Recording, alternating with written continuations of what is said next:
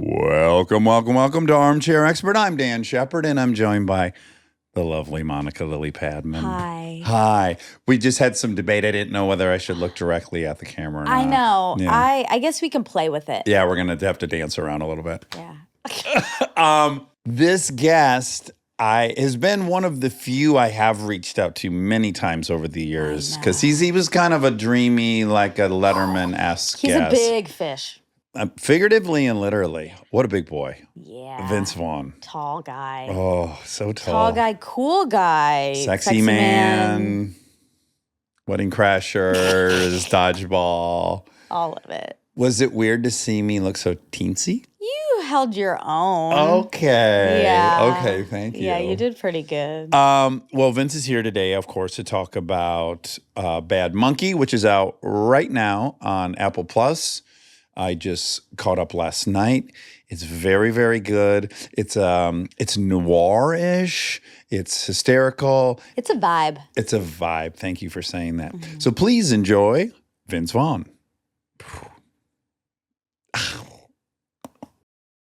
He's an armchair expert. He's an armchair expert. He's an armchair expert. He's an armchair expert. Do you have a second place? We're building a place in Nashville on the lake. Yeah, it's smart. Is it? I think it is. I think it is. Well, you would know, like, you're actually someone, Thank you so much. if I were... Do I need headphones? You don't, You don't have to? What do you guys do? I like it. I I'll like follow it. the crew. Now we're very intimate. It dials you in, and it excludes all the ancillary distractions. It feels more It's kind connected. of bedroom talk. Yeah, it's bedroom talk. It's intimate. Let's use the word intimate. Pillow talk. Okay, wait. So you're someone that I should, and I wonder if you're good or bad at this. I'm terrible at availing myself to people for advice. I should have gotten mentors a bunch of times, and they were right in front of me, and I thought I would be inconveniencing them. So I never asked anyone for advice. But there's so many folks that are like, they're ahead of me, and they've done the thing that's happening to me. And obviously, I should call them and be like, hey, what if this isn't really what I think it is? What are the pitfalls? What's substantive and what's bullshit? You know, does that make any sense? It does. Do you think that's cultural? Because I was similar. I would study people, even if they weren't in our field, like what worked, what didn't work. But I would never... Yeah. You never asked. I don't know what it says about how we feel about ourselves, but you wouldn't want to burden somebody. Right. Like, I've never called someone who there was a job opportunity and I could call them. But you're right. Ego has to be in the mix. It's not like I'm just a saint. No, yeah. Right. I'm not like a great person. No, you're a great person, but we all have our stuff, is fair to say. It's a compliment that you would have that consciousness, but then you have to go through that maze and not deny something that might be good for both people, ultimately. Well, as you've gotten older, have you mentored anyone? Like, I've actually had some dudes who kind of reached out to me, and I enjoy it so much. I'm getting way more out of it than I'm sure the wisdom I'm passing on that they're getting. And only in having that experience, I was like, oh, actually, those people would have enjoyed helping me. I thought it would be a big inconvenience. / I was always trying to pretend like I knew what I was doing. Do you have that at all? Like, I was trying to act like I'd been there a lot in life. Yeah, some of that's okay. You want to be competent when you're doing something. You don't want to be a burden again. And there's a balance, and it depends on the environment of our age. If you asked a question, you would be singled out and humiliated for doing so. Right. Don't you think? So Yes. It wasn't like, hey, there's no bad questions here. Go ahead and ask the question twice. That would stop the day. You would be isolated. And so we weren't really in an environment that encouraged question. Like, it would always be, let me get through this. And if you still have something, tilted in a way of like, only an idiot would still have something. Yes, right. Then come to me. The answer's in this denial of answering the question. I don't know how much time you spent in Detroit, but certainly I've been in Chicago a lot. Very similar. Grew up, I used to go all the time. I had cousins in Kalamazoo. Oh, you did? Yeah. Kazoo. Kazoo, yeah. Home of Dan Severin. Close, Coldwater. Remember that? Dan Shepard I know from the UFC, yeah. Yeah. And he was a gold medal wrestler. Always Midwestern, quiet, and then all of a sudden, they're Matt Hughes from Illinois, and then super problematic in the ring, right? I think there is something cultural because of our age and the lack of accessibility to the industry that for us, there was something very magical and very far away about anything entertainment related. There was something about where we grew up, the good and the bad, which was who could even possibly think that you could be a part of that? I'm sure when you left town, It wasn't like everyone was excited and happy and thinking you had this in No, the it was so bag. arrogant. But they were also sort of like trying to say why you wouldn't do well, and there's no way you'd make it because that was easier than realizing that maybe they could try to do something they were interested in. It was easier to say, like, Dax is crazy. And they were right for a long period of time, just to give them credit. You know, I had a long stretch out here, 8 years before I got employed. They were ultimately wrong, though, that your pursuit of that was somehow have anything to do with their life choices. And so that's interesting because you were willing to make a move and commit to something that's not an easy layup, but then you wouldn't allow yourself to get any help. No, of course not. Isn't that interesting? It sure is. So you take the big risk, throw everything to the wind, but then you want to do it in a way that's isolated. That's interesting. Have you reflected on that? Oh, tons. And what do you think that was? Well, again, I think it's this combination of I don't want to seem opportunistic. For some reason, people who are opportunistic, I don't know, my family, whatever, it's not a good look. It stinks. Neediness, not a great look. Desperation, ugh. There could be taking advantage of it. That's icky. And I did have some commitment to like loyalty of friendships. I didn't want to ever abuse friendships. I did take that as something sacred, friendships. But ego, right? I can't admit I'm ill-prepared. I can't admit I'm terrified and I don't really know how to do any of this. But I got to act like I got it all figured out because it would be too humiliating for me to be openly vulnerable and scared and worried and all these things. You equate it to weakness. Weakness. And so now we're getting under the very core thing for me. And a lot of projection going to come your way. But Please. I've been doing this for years with you. Sure. Vulnerability would be so dangerous. Weakness would be so dangerous. It would be identified very quickly and you would be fighting every single day in my school. It's not an option. So I think incompetence or not knowing something is in a weird way a sign of a weakness that I could be then exploited or harmed or hurt. And I don't know why, but from the first time I saw you and stuff, and as I followed you, I mean, you're going to get real uncomfortable. Really uncomfortable. I'm comfortable. For me, it's Letterman, Bill Murray. That's it. The Mount Rushmore for me as a kid. Next wave for me is you. You're it. You're my new Bill Murray. So I was so interested in you and followed the whole thing. And I think I made up a lot of stories about you in my mind. But then I come to know you a little bit. And I think I'm not too far off track on some shit. So did you have a fear of appearing weak or potentially vulnerable? Did you feel like you were in a sitch where that could be problematic? Or more similar in some ways, maybe than you recognize. And I don't know in exploring this that all of those ways of approaching this stuff is wrong. It's almost like a boy named Sue. Like, I think ultimately I was better served by having a very similar value system to you. If I spent my day trying to become undeniable at the craft that I'm doing. In our case, it was acting, but it could be any craft. I could be cooking or making cabinets. Ultimately, when you weigh it all out, there's a big push now, especially for younger people, about networking. But I always thought networking isn't getting better at what I'm doing. There was an acting coach that said to me when I was younger, to the class, not to me specific, he says, a lot of people come out here wanting to contribute creatively, whether that's music or acting or writing. There's a calling inside of us for whatever that journey is to create. But they end up meeting people and they become these cool bar hanger-on. And then that somehow satisfies their need because they've become friends with people that are participating and creating, and they kind of energetically slip into that. So I'm going to the right parties or the right hangouts, but you're not doing it. And in a way, it was dangerous because you were giving yourself some ability to feel like I'm a part of this when you really weren't. And so I was like, I don't need to meet those people unless I'm working with them. I would avoid putting myself and making it like we're all great. And I think people could misread me sometimes. It wasn't feeling better than. Did people think you were aloof? Maybe I was aloof or that I wasn't interested. And they're right. I was more interested in my best efforts at what I was doing. I recognized that doing my best was success because I couldn't control getting the part or what happened, but I knew that if I did what I could do, I could feel good about that. I had to learn that. And I realized that even if something went well,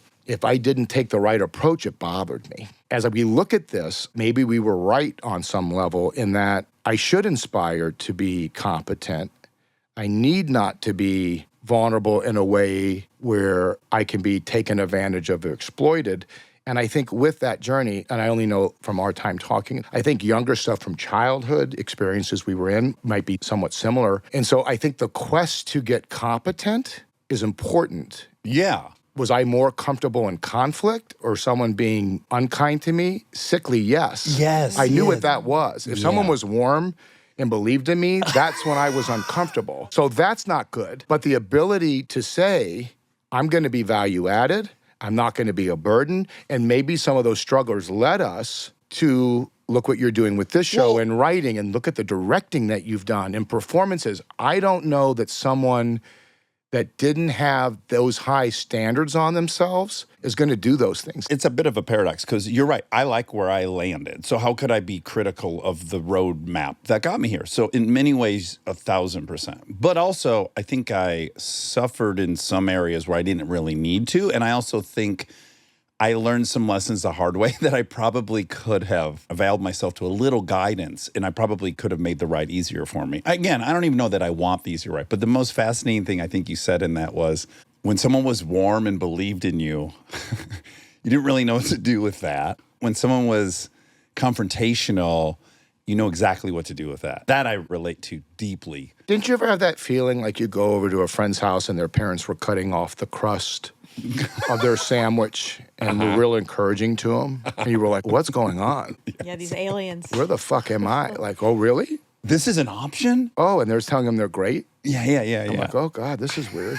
But, you know, as a way, I think, in feeling this way a little bit as an outsider or not the first picked, then you have to find your own self-love and belief and provide it for yourself, which is more sustainable. And I'm curious if you fell into this. You know, I love my parents and I have a good thing with my parents. Just a product of the time, two parents working their own lives. Hard workers who came from nothing. They both came from single homes and they were just not going to accept a reality where they weren't able to improve the quality of life for their kids. And it's you and your sister, right? I had two sisters. Two sisters, okay. But I think life is hard. Things are going to be hard until they're not. Learning to give a speech, there's no easy ride for it. You can have the grooviest teacher who tries to give you the right meaning for what it means to get on stage, but you're still going to have to figure out how to deal with that feeling. Someone isn't going to like your speech. Like, you're not going to skip those things.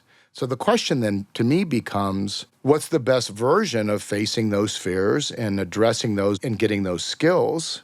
And there's more than one way to the waterfall, but usually someone has to really go through the stuff that's not fun. Yeah. And face the pain and the rejection and move forward. But you know? that's why when you say competence, it's kind of taking control. It's like, you can not like me, but you can't take away that. That belongs to me, how good I am. Yeah, and I also think it's feeling competent with how you treat yourself and others. The foundation of any quality relationship is there has to be a level of politeness and consideration, and all the interaction has to be voluntary. You can control a situation, but you lose, or be controlled, and everyone loses. As you get older, and you strike me as having this too, and I don't know where I got it from. Maybe I felt in some ways, like all kids did, hurting in places or alone, but I was super kind and super put a wing over someone who couldn't handle themselves to a fault. And even with friends in town, let them stay with me, go out of my way. And as I investigated it younger, I was like, in my mind, I wish there was someone to do that for me. No one ever did it for me. Yeah. So I was like, I'm being the person that I thought that I needed. But then I realized they're not as motivated. It means something to them, but not like me. They're not as psychotically focused on changing their lives. And then you realize there's an ego in that. I'm not that powerful. As much as I'd want it for someone, I really am limited versus maybe saying a word of advice. There's not a 20th way I can say it to get them to connect to it. Fair? Incredible. And in fact, you just saved us. I was going to lay about 32 breadcrumbs to get to the point you just hit, which is when I look at who you're friends with, weirdly, when we've had overlap, they're the same friends. Yeah, it's true. We love Panay. Love. One of a kind. Oh, I love him so much. He'll dazzle. Our little Greek prince. And funny. Yes, I love him. So he produced Wedding Crashers, and then I did a few movies with him. We love Dan Liebenthal, don't we? Yes. We want to take care of Dan, right? He's great. He's genuine and loving. Yes.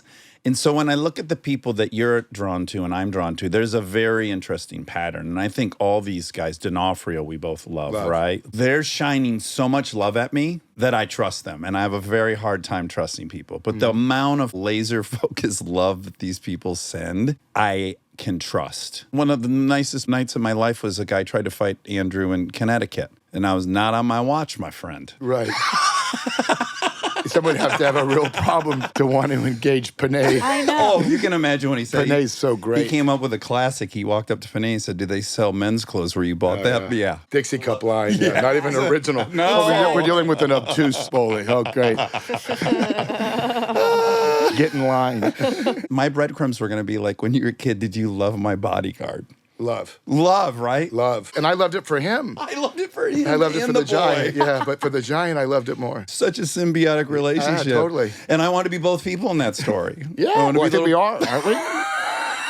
Don't you think? I do. Yeah. My bodyguards generally been women in my life. They're that role. So I have a story about us, and I can't imagine it's the same as yours. But as I am owning such a fan, I watched Wedding Crashers in Santa Monica, AMC 7 on the promenade. And I remember loving what was happening. And about midway through, I literally thought, I'm not going to try to do this anymore. This guy's doing every single thing I would ever want to do. And he's doing it perfectly. And it's been done. I don't know what I'm going to do now. It was that level of liking what you're doing that it made me want to quit. So as I got to be around you a bit, I was quite excited. But you're very fucking alpha. And I'm very alpha. And this is potentially dangerous. Even though I love you, it's still dangerous. And you guys did couples retreat, and I was there just hanging for like the whole 6 weeks. We were friendly to each other, but in my mind, we took a flight during the press tour, and you and I were the only people that didn't fall asleep. We were flying to like Australia. I remember it. And we're chatting, and it's fine. We're both awake. And then at some point, I talk about being in the learning disabled room. And I feel like I saw a whole new version of you come online.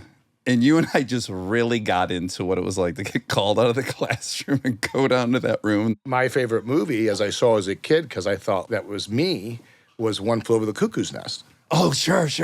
Did you love that movie? Yeah, loved. I was funny. I got along with people. Kids really followed me. I wasn't going in the most popular crowd, although I got along really well with them too. But I'm going to play Dungeons and Dragons. I'm going to wrestle. And I got along with people. But when I went to that class, I had to, well, they label this stuff, it's a longer conversation. I'm not in agreement with the journey that the government and everyone's taken with how we handle it, because I think everyone just learns differently, and no one's going to line up right next to each other. You could probably label and distinct how we learn so differently. I had an interesting journey later in life with that, but as it pertained to my childhood experience, when you're younger, they want to have you tested, so you go to a psychiatrist when you're 5, and I remember thinking, they're going to take me from my family. That's what I think is at stake. I'm like, oh, I get it. If I get these questions wrong, You're going to juvie. I don't know where I'm going, but maybe I was in first grade, so I was 6 at the oldest. But I remember thinking, like, this is really some high stakes, because if I don't know the answers or I mess this up, I'm going away. Like, I'm leaving my parents behind. And my parents never explained. They said, oh, everything's fine. The school wants to run some tests for how you act in class. I'm like, all right. So I remember, maybe this pertains to what we're talking about. So I'm a fucking 6-year-old answering questions as if it was the law, as if I wrote the book on it. Where does paper come from? And my point of view would be, well, we all know trees. The trees is where paper comes from, and that's what they do with that. So I wasn't just answering it. I was answering it like I was fooling them that that was the right answer. And they go, is that it? Vince, is it trees? I go, in the machines. Then they do the machines. And the guy had polio who was interviewing me. His hand was like this. Well, when I was 4, I put my hand in an electric can opener. I was watching my mom. I put my finger in, I pull it down, and it's just blood everywhere. And so I have a split in my nail on my right hand that I still have, which is just dead skin. It didn't grow back, right? Hold on a second. Are you guys doing a matchy?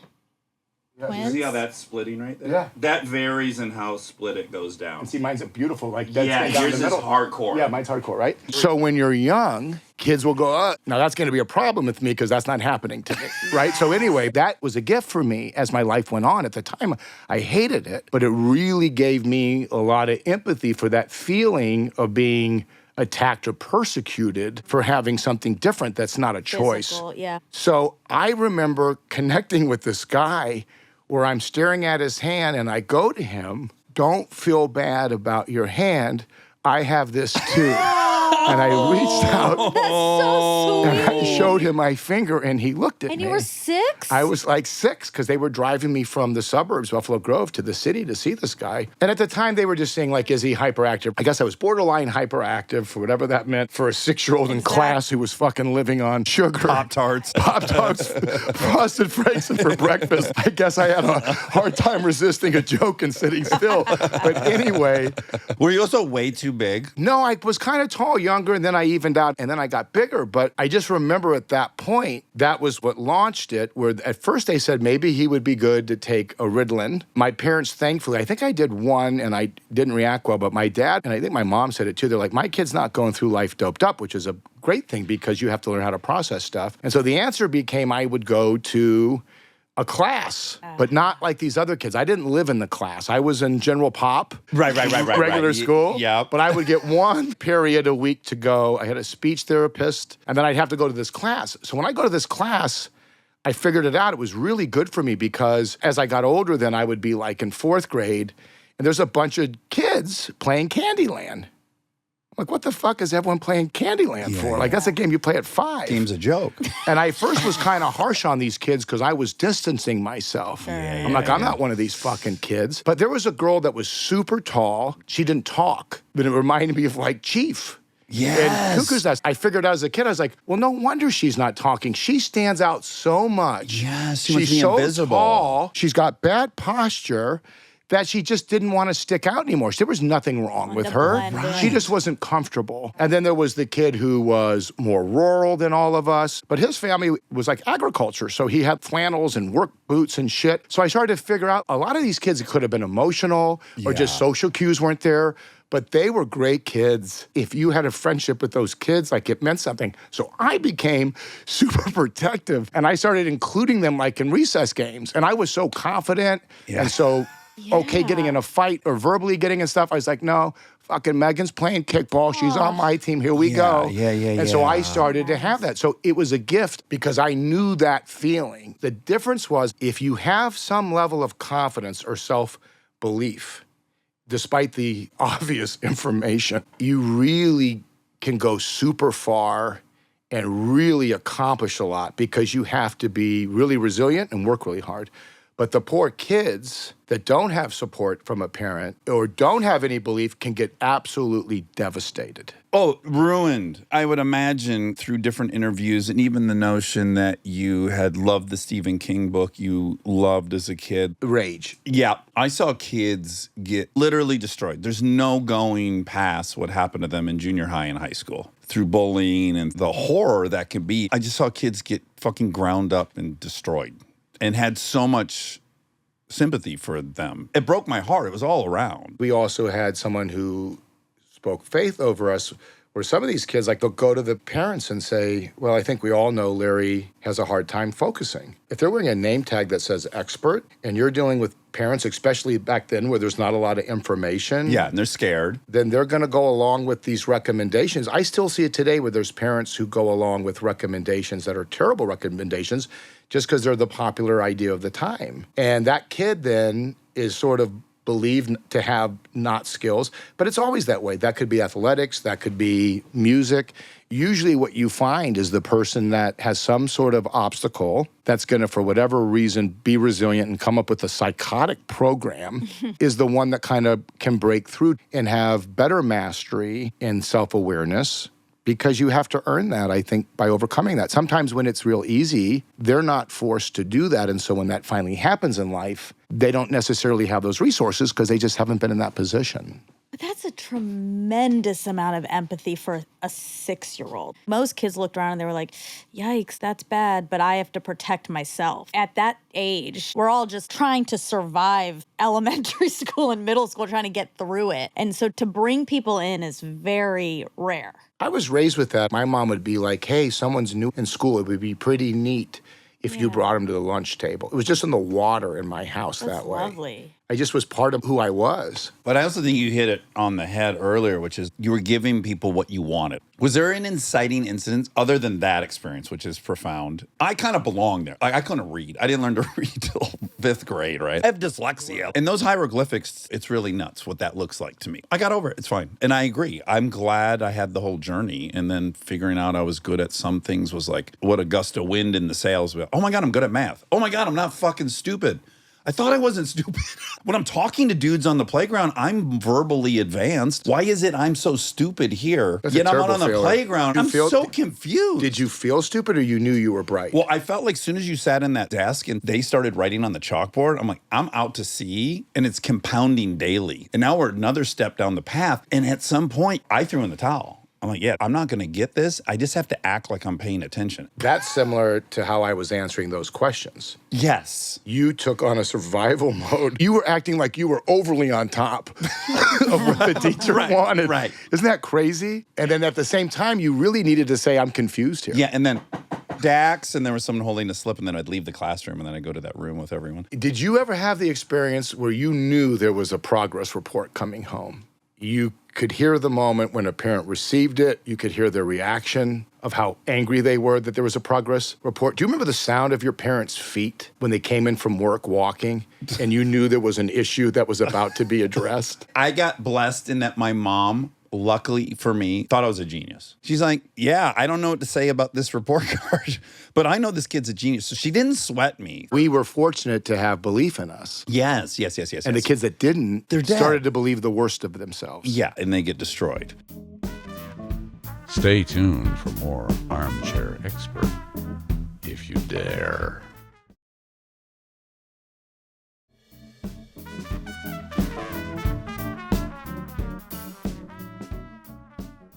I want to talk about fighting for 1 second. And I'll start with my career. I had an older brother, 5 years older, your age.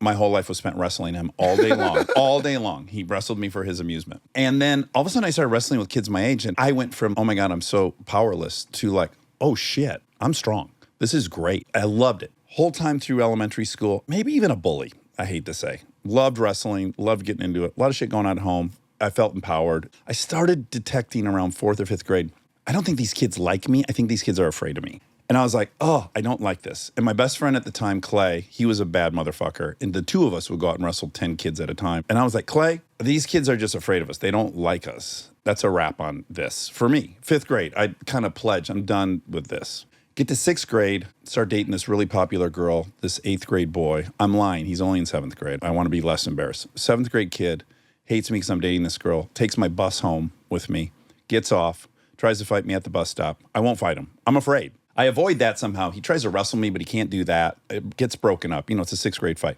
Then I go to a buddy's house. I'm sitting on the couch at my friend's house. All of a sudden, the door opens up and like 6 kids walk in. I'm sitting on the couch. Sean, he gets on top of me and starts punching me in the face. And he's punching me in the face for what feels like 30 seconds. I don't know how long it really was, but I had enough time to think in my head, why aren't you fighting back? It didn't even hurt. It was like, why are you frozen? Why aren't you fighting back?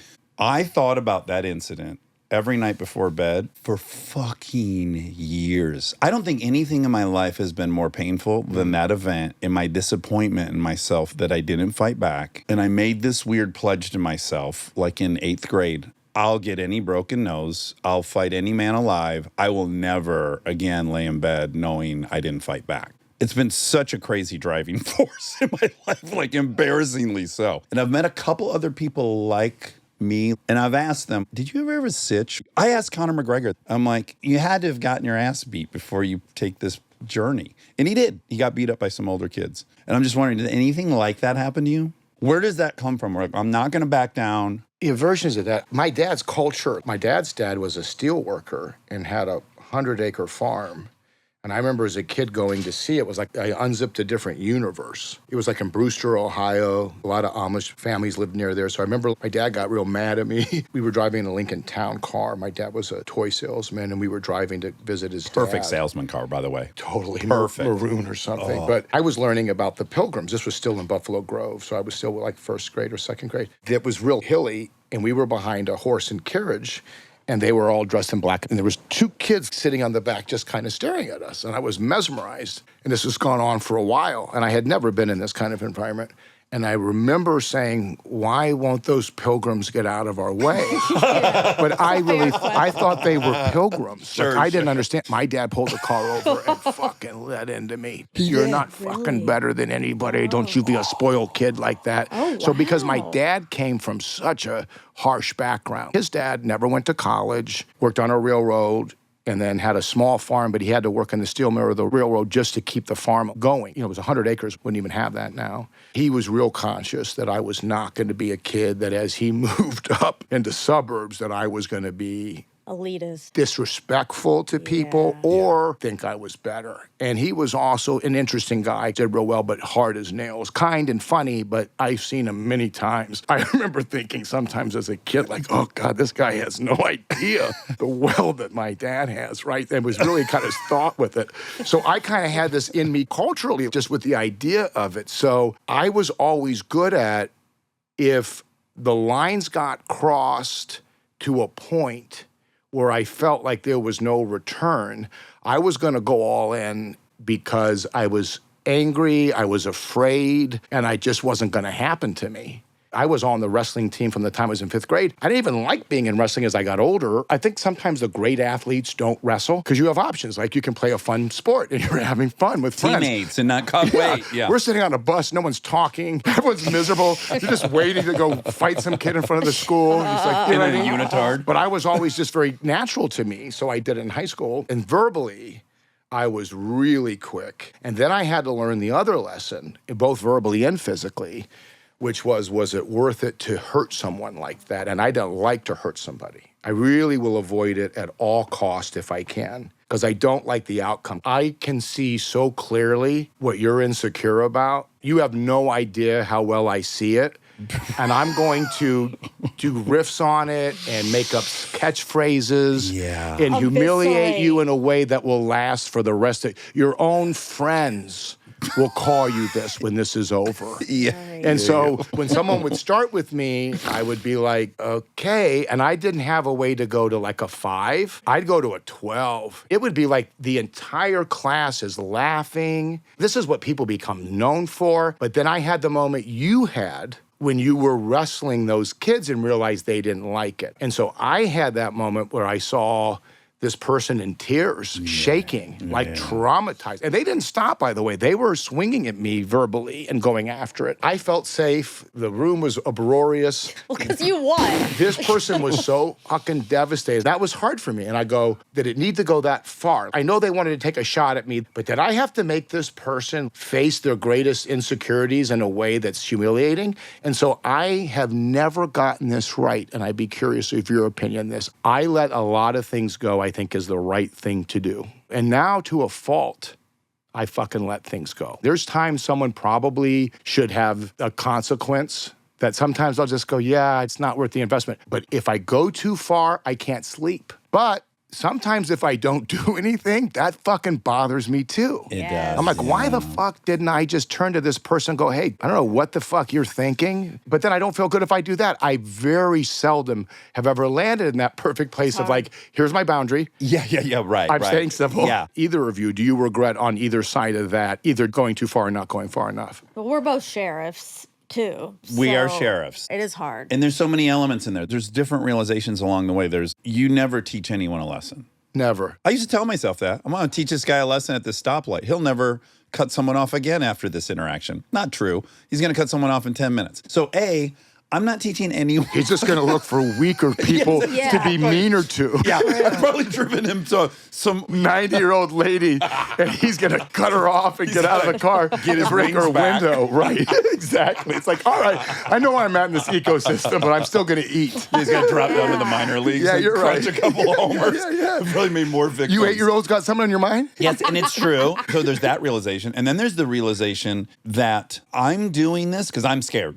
That's the truth. And when I fought, the reason I didn't have a good throttle is like, I really want you to be unconscious because I don't want to get hurt. Or I want you to fully lay down and say, you're a god, I'm not coming at you. I'm not trying to hurt you, actually. I'm trying to disable your ability to hurt me. There's actually no anger. Been in a million fights. It's just, I'm scared they're going to hurt me. And the quicker I can dominate them and not get hurt, that's the goal. And I'm doing that because I'm afraid. And I had a childhood where people tried to fucking dominate me. And then I recognized the other guy getting out of the truck, just as sad of a story.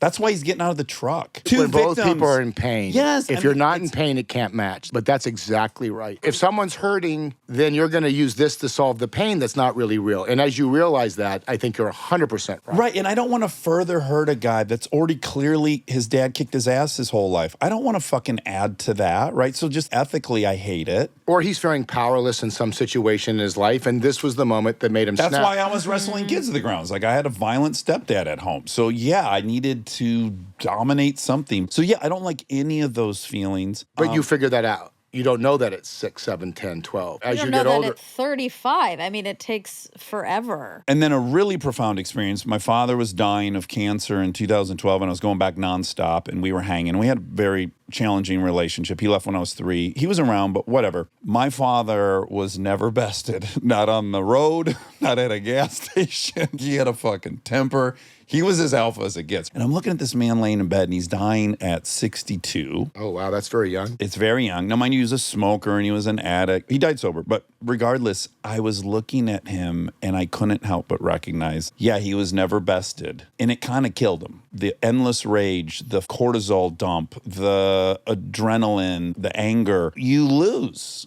If that's how you go through life, even if you're dominant and you win every one of those little interactions, the toll is heavy. And I just remember thinking, I don't want to lose the big battle. And I think by winning these little ones, I'm going to lose the big battle. Well, that's exactly it. Sometimes when you win, you lose. And when you lose, you win.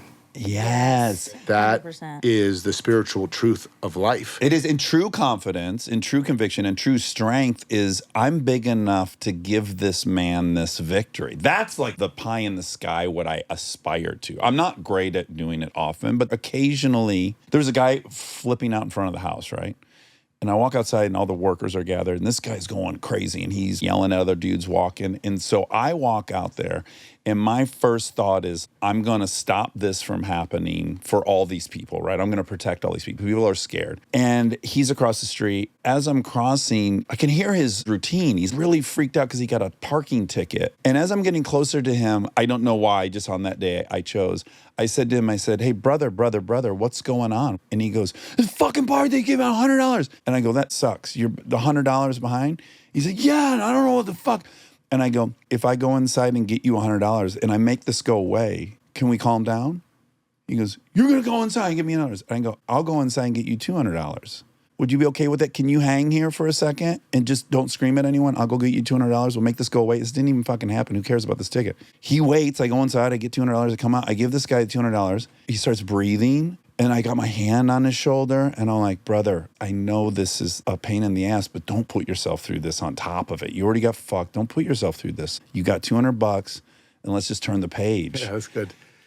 And he walked away, and Vince, I was like, oh my God, I've had the power to do that my whole life, and I didn't. I bet you did it more than you're aware of. You're probably more aware of the times where you... I regret those. Well, yeah, just being around you, I've never seen you not be considerate to somebody. You've never been a blowhard who's pushing their own, how cool I am. Well, unless I get scared, right? No. Although you scare me, I've and always, I was okay I've around always, you. but I've always seen you be including to people. You're easygoing with people. You're both creative and fun, but you also have a background where, like, sometimes the creative people, they would be intimidated by you just because of your physicality or your interest. Even with people like that, you've been forgiving and patient with them. I've seen you say that to people. Actually, one time you said, I'm the guy in high school you would have been friends with. I'm not the guy that was doing this to you. Instead of going like, let me deconstruct this guy's point of view in a way that's aggressive, you were cool about it. I've never seen you not that way. Well, thank you. But I just remember walking away from that experience and I was like, I feel a million times better about that than when I've neutralized the threat, let's say, right? Right. I got there much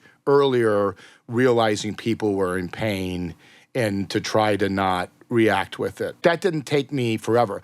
There were still some times where you would feel like this is not a situation that you can rectify. But you're right. Even most of those, if you come from a place of recognizing that and take your ego out of it, you can avoid those and create a good experience. Seems like three of us are obsessed with justice in some ways. The most powerful thing I've ever done to the other person where I see them distraught is ignoring or walking away. Silence is so much louder. I've seen people just freak out if there's no response. Because you're not playing the game out I with them. won't play with them. I won't be won't taken into the join them mud in with their- them, and that makes them crazy. Maybe that's passive aggressive in some ways, but it works to not engage. Yeah, you don't engage because you're not fueling the fire. Pain needs pain to explode. That's right. Exactly. The really fun gift of all of it, what's completely all worth it, going to the room and everything, is I can tell within 35 seconds of meeting someone if they have that wound, and it makes me really care about them really quickly. Yeah. And I think you have that in spades. That's kind of like the nice upside of the superpower. Yeah, sometimes you gain empathy from things that are hard or having situations where you're not feeling like you are comfortable or confident, and that's part of life. The one thing we're in charge of is ourselves. And as you get older and go through those journeys, you realize that sometimes you have to be your own best friend. If you get quiet, you know the things to say to yourself instead of draining everybody. If I have a friend going through a breakup or something, younger, you just would sit with them forever. But then once you figured it out, because everyone goes on tilt or they're hurt, you'd be like, okay, we'll take a couple days here. We're going to look at this thing a million ways. We're going to talk about it. Like, let's cancel stuff. Here we are. But once we're past 3 days, we're done. There's no more talking about it. And that's what they've learned now with even kids with mental stuff is like the more you sit around and talk about a problem, it's like you're keeping it alive. Yeah. And it's hard to Breathing get past life it. into it. Learning skills are great. What are the good skills to process things and to deal with stuff that we're hurting with? Some reflecting on it is good, but there's a balance where if it goes too far and you get stuck in it and you're not moving forward, it's bad. Yes, I agree. I have one example where it was after Chips came out, I was very depressed. It was 6 months of me going like, oh my God, it's 2 years of my life and it didn't open. And I happened to have a meeting with Kevin Smith about a superhero thing. I just kind of was honest about how much pain this whole thing was. And he said, you know what you have to do is you have to imagine going back and telling 12-year-old Dax, hey, when you grow up, you directed a movie where you rode motorcycles and did wheelies and shit in Chips. Do you think 12-year-old Dax would say, how much did it make? I wouldn't take that advice. I'm not wired like that. I don't like that. What don't you like about it? I don't like anything about it. Nothing I like about that. You hate it? Here's where I come out on that. Okay, tell me. I don't like that. Oh, I don't like anything about that. I'm stewing, in fact. You have to have your own set of standards that's always going to be changing. Even like if I'm looking at architecture, something that you're doing here, I haven't explored it so much. But I have to take in and start for myself, for how I'm wired, what do I like or not? I know enough to know I don't like columns. Like if I go in a home Yeah. and there's tons of columns, Rough. that's not for me. I like the feeling of openness. So I know that a column, for my set of standards, for the things I value, I've investigated enough to know like lots of columns and the decorative of a column is not something I like. But that's always evolving. The more I learn, the more I know I'm changing that kind of stuff. And so ultimately, with anything that we do we want results? No question. But if it's our destination, you could become a liar. It's like what we were talking about. I thought I won, but I lost. I controlled the situation artificially. I outplayed everyone, but I really kind of maybe betrayed myself and I didn't really take what was in it for me. So you first and foremost, as we go through the journey, sometimes we make the mistakes, all of us as people, where it's like, I'm valuing what people think. And then that doesn't feel good. And if you get too much rewarded for that, you don't know what you think anymore. You're only trying to guess what other people think. It's part of the problem with school. Parents will say to kids, just write what the teacher wants to know. I don't think so. What do you believe is truthful right now? Even if you might change your mind, even if you're young, I mean, you're 12, you're 14, you're 15, at least be honest and have convictions about what you think. Don't concern yourself with what the teacher has to hear. If we're exploring what works, that should be the goal. And so the same would be in making a project. When you release it to the public, there's so much that's out of your control. We all want it to succeed. part of what we do, and I think even with comedy, you want people to laugh. You're wanting people to connect to it. You know, you're not making it in a way where it's like, I don't care what anyone thinks. It's like, I care first and foremost that I like it. And then hope everyone else has That's exactly right. same So, sensibility. I don't think it's okay for me to say, I guess this is more than I thought I could have done younger. To me, my process is more like, let me get quiet. How do I reflect and feel about the work? How do I feel about the process? How do I feel about the people I work with?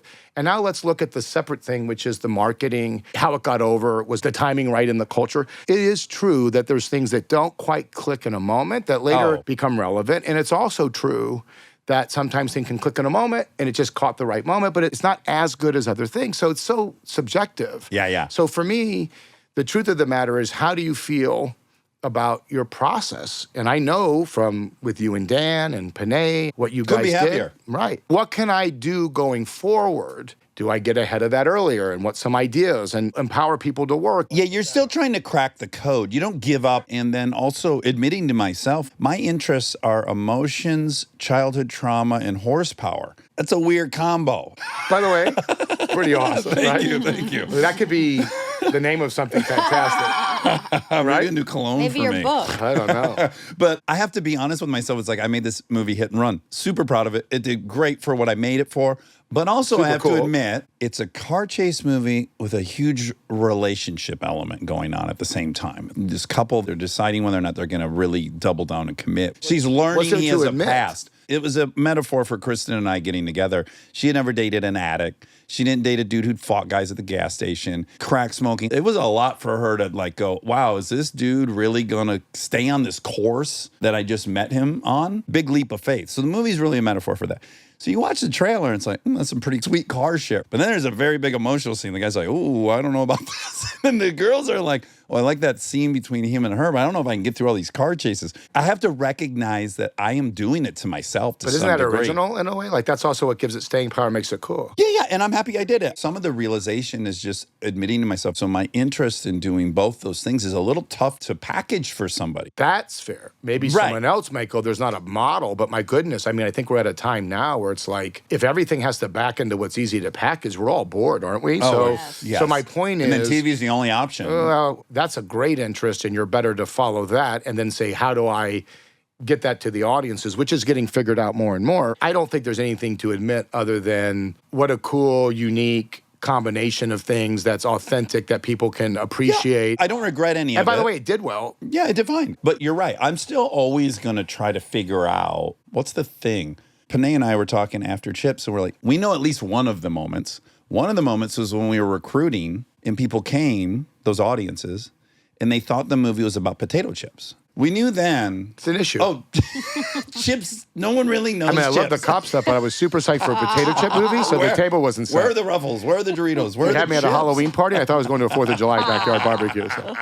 So we were like, oh, there was a clue. No one recognized Chips as a TV show. We probably should have changed the title and made it a little more descriptive. Although, for us, Chips was Yeah. Chips. Chips was Chips. Yeah. Yeah. Okay, it's time to talk about Bad Monkey. This has been so fun. I had so many things. I want to talk about your Firebird you drove for too long. Oh, yes. I want to talk about you being on 21 Jump Street. We're not going to do that. That's right. You'll have to No, come I don't back. mind talking about it. I did do a guest spot. I know. That was one of your first things. Was Johnny Depp there? Could not have been nicer to me. I remember overhearing a conversation with the producers, and he wanted to wear something. And I remember the producer saying, Johnny, you wore the turban 2 weeks ago. You can't wear that today. And I was like, oh, God, that's awesome. And he was super kind, super warm. It impacted me, and I think in how I've always then had the awareness as a young actor on set to know what it meant to me. But I remember we were doing a quick shot when we were walking out of a church in the scene, a quick thing down these stairs. Johnny said, you should stand over here because the camera's on that side and it'll see you. Now, I'm not a short gentleman. I'm like a giraffe. I'm circus tall. And so, of course, when we go to walk down the stairs, there's a cut and the director comes over and was like, Johnny, I mean, this guy's huge. You got to get on the other side of this guy. And he said, no. Vince is going to walk over here. And he went out of his way to put me in a position where he knew the camera would see me. It just meant the world to me. And I've always really admired him and liked him. That was such a nice gesture for a young actor to have someone do that. Yeah. Your Firebird. How long did you drive the Firebird? This was a long time. Like way too long, right? It became a thing probably where people were like, oh, It was this an guy odd still color. drives. I don't remember, was it purple or blue? I think it's the first car that I bought for myself. I had gotten a Ford Bronco. I always drove this Ford Bronco, which I love. That's a great look Those for are my you. two cars. I had a Ford Bronco and a Firebird. The Bronco's a great look for you. And the Firebird was an exciting time as well. Yeah, a lot of legroom. I just enjoyed having the Firebird. It was a nice time. Great car. You had made plenty of money to upgrade, but you kept driving the Firebird. I didn't understand what would be a better option than a Bronco and a Firebird. I have one question. I would kill Please. myself if I didn't ask it. In my obsession with you, I had gotten sober at 29 in 2004. So I'd read these interviews with you and they'd be in GQ and shit. You'd be in a bar all the time. And then I know stuff, right? I know people that know you. And you're maybe the only person I know. I'm going to put D'Onofrio too in this category, which is it seems like you were drinking like a fucking pro at one point and that you got your hands around it and now you just drink socially. That is such an enigma to me because I feel like we drank similarly and yet you got your arms around it. And I'm fascinated by that. Have I misdiagnosed any of those on either end of that spectrum? Maybe slightly, because as a kid, it became cultural that people in high school would just go drink, and it was co-ed and hang out, and Canadian beer is more potent, let's get that. Yeah, You know, Labatt's, yeah, right. Molson. Or Molson Golden, right? And so when I came out here, I wasn't someone who ever needed to drink. I really looked at it as like celebrating or part of having fun. And I really loved acting in the work. So I was excited for my days. I had stuff that I was interested in. But we probably drank too much on occasion because I just grew up like that's what happened. But for me, it was more like I was always disciplined to the point where I would intentionally say, I'm not drinking for 2 months. I would give myself almost like getting in shape for a movie or having a goal. So I would recognize that this couldn't be part of what I was doing. And it was the same with even video games. I loved video games, but I could put it away and say, I'm getting up in the morning, the first thing I'm doing is playing this Madden game, and that's not constructive. I'm not reading. It's not going to take me to where I'm trying to go. So I got to put this away and earn it back. I remember playing those games we would play younger, the adventure games on PlayStation, and you'd sacrifice your life. You don't call your friends back. You think you're saving the world. But then the last frame is like a guy holding a trophy, like it doesn't mean anything. And you're like, what the fuck did I just do? Like it's a guy holding a trophy. But you got so caught up in it because that's my personality. So I was always very good at recognizing this isn't helping me. And so, yeah, I would go out and drink, but I never drank every day. I never drank in the morning unless we were like on vacation. I just had boundaries with it, and it wasn't hard for me. I had other friends where we were all hanging out with, and I could realize it wasn't easy for them. Yeah. And then I would go to them and say, this isn't fun for you. Then they'd say, who the fuck are you to talk? You were fucking drunk the other night. Right. I go, I know, but you're saying stuff to people that you don't feel good about, so there'd be a problem. Consequences. The one thing for me that was hard, I never smoked growing up. I chewed tobacco. Yeah, me too. I just quit this January. So we all grew up chewing, you know. Yeah, Yeah. Right? I don't know what it was, but we were kids and this is what we did. But we were so fucking stupid. We knew cigarettes were bad. Right. But for our generation, then they started to have pictures in the school of people without a jaw. But that wasn't at first, right? But it didn't affect our win. So we were playing sports. The cigarettes didn't affect your win, right? Yeah. Right. So I never smoked a cigarette in my life. Now I go to do a movie and I'm in my early 20s.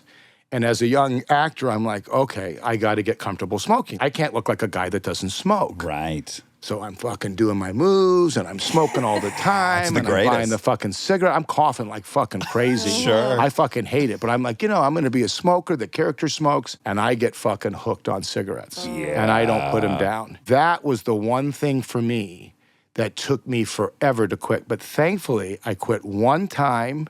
You didn't do the hypnotist, did you? No, it was a simple thing for me because just how my mind works. I realized once I got the information, I always thought it relaxed me. This is crazy. Maybe you can relate to this. But I was like, okay, it doesn't relax you. It's a stimulant. Speeds your heart up. I was like, this isn't doing what I think I need it to do.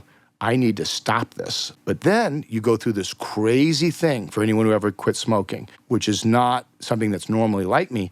But then your mind starts playing tricks like, oh, you're not cool if you don't smoke. Or you go to a movie and you'll see somebody and you're like, oh my God, are you kidding me? I'm not that. And then once you get aware of it, you're like, definitely have to stop. So I had quit and then I had a cigarette, thought, oh, I'm okay, I can have another one. And then boom, back on them again. So I don't smoke anymore. But that was the one thing, the nicotine, that was hard for me.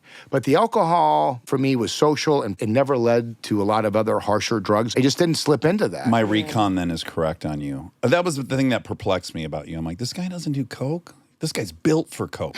Been bad for everybody if I did. Right. Yes. But no, I just never, I don't know why. And with alcohol, I was just always able to take that hiatus and say, I'm not doing it. You don't have a drink ever. No. Right. It'll be 20 years in September. But I since can go I've have a drank. glass of wine or Yeah, you're hang out fine. and I'm fine. And I don't feel a calling towards it. But you still have the occasional night where you go, I had too many. Like that never goes away. That's always a part of it. Yeah. Holidays, birthdays. Well, it's never a good experience when you wake up Wednesday. and that never feels good. No. We both were telemarketers. Yes. What was yours? I would call, and my father, who was a car salesman and sober, this is so embarrassing. I heard you talk about it on Letterman. I think yours is equally embarrassing. But I was raising money for the Hugs Not Drugs coffee table circular, and you could put an ad in. Ironic. And I was 16 when I started doing this. I even went so far as the Elks Club was interested. Like, I had dinner with my friend in the Elks Club, and I lied. I told them I had this checkered past with drinking and drugs, and had I had this Hugs Not Drugs circular, I probably wouldn't have ended up having to go down that path. And I sold a ton of ads for the Hugs Not Drugs thing, and I don't know that it ever came out. Right. Yeah. You were all in. I was trying to make my dad proud. You know, sales, just cold calling companies. It was the game. Yeah. Can I get them to buy from me? Yes, You it know, was mine was intoxicating. mine was the Lake County Sheriff's Police Rodeo, but we were like we were in a nondescript building in Waukegan, Illinois. I don't think there was a rodeo as I got older and reflected on it. Yeah. And we offered, it was $20 for a family package of 4. Oh, I'm sorry. Are you and your family not interested in going to the rodeo? That's fine. Because for $5, you can, and this was the word we use, you can send an orphan. No. Oh, yeah. For $5, you can sponsor an orphan, and the orphan will get to go to the rodeo. And then I would fucking hard sell people. And sometimes you get seniors who are like, I'm a senior. I'm on a fixed income. And I'd be like, I understand that, but it would be great for this orphan. You know who's on no income? This orphan. Oh my God. Orphan? that's What the fuck actually is this? It's like Daddy genius. Warbucks or something? I don't know, but I was like trying to win at the board. I get the most orphan Yeah, the sales. It was bonuses. all about like winning. And I was 16 too. I had a license. I wanted a job. I was pushing rodeo tickets.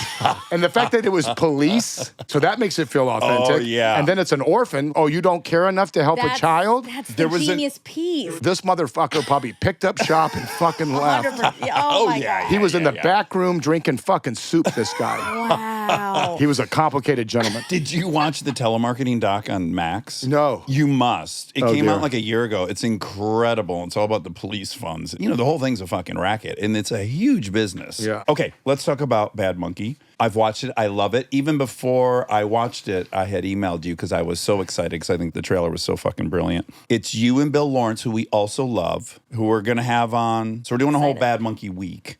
You want me to set it up or you want to set it up? Carl Hyacin is a great author. It's a book he wrote about a detective in the Keys. It's kind of in the myth. It's like the trickster who can't help but pursue what is the power behind the throne. Even though it feels like it's elusive and you're not going to get to it, you can't help but pursue it and believe that maybe you can figure this thing out. The stakes are real and the consequences, but it's comedic. The characters are odd, their personalities, and it's got comedy in it in a way that's tonally really well done, which is hard to do, where you're not betraying. The world is real, and then the characters get to be kind of crazy and colorful. And I hope this isn't an insult to the author, but it's very Elmore Leonard to me. Yeah, I think they're friends. It's Oh, are they yeah, friends? Yeah. It's got that vibe of like you're in a paradise, but there's a seedy underbelly to the paradise. When you were growing up, I know for us, Florida was the destination. I had 2 grandmothers. One lived in Cocoa Beach. Oh, perfect. And one lived in Hollywood, Florida.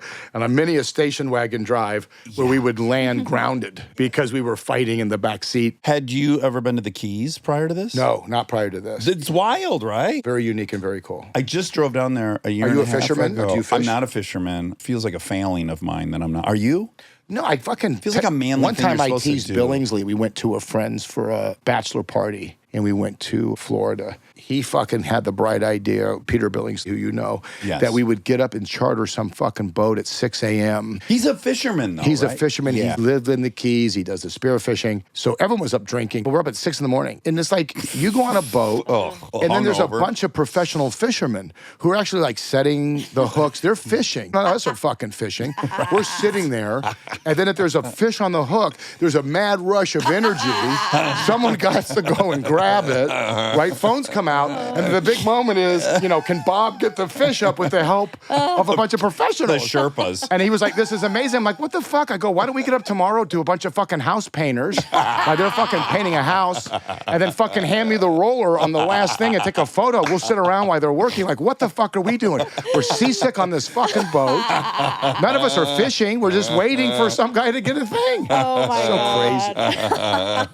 crazy. If you actually go out and enjoy fishing, that sounds lovely. My childhood best friend is still my best friend. He loves fishing, and I just can't. But he's going out on his own and fishing. Yeah, Yes, He's not dating sitting the on a whole- boat watching professional fishermen and then grabbing a rod. No, and then popping in for a photo op. Right. He's earning his meal that night. That yeah. I like. Yeah, but the Keys are fucking awesome. I was just down there like a year and a half ago. I went with a friend to Key West. It is such a strange, cool world.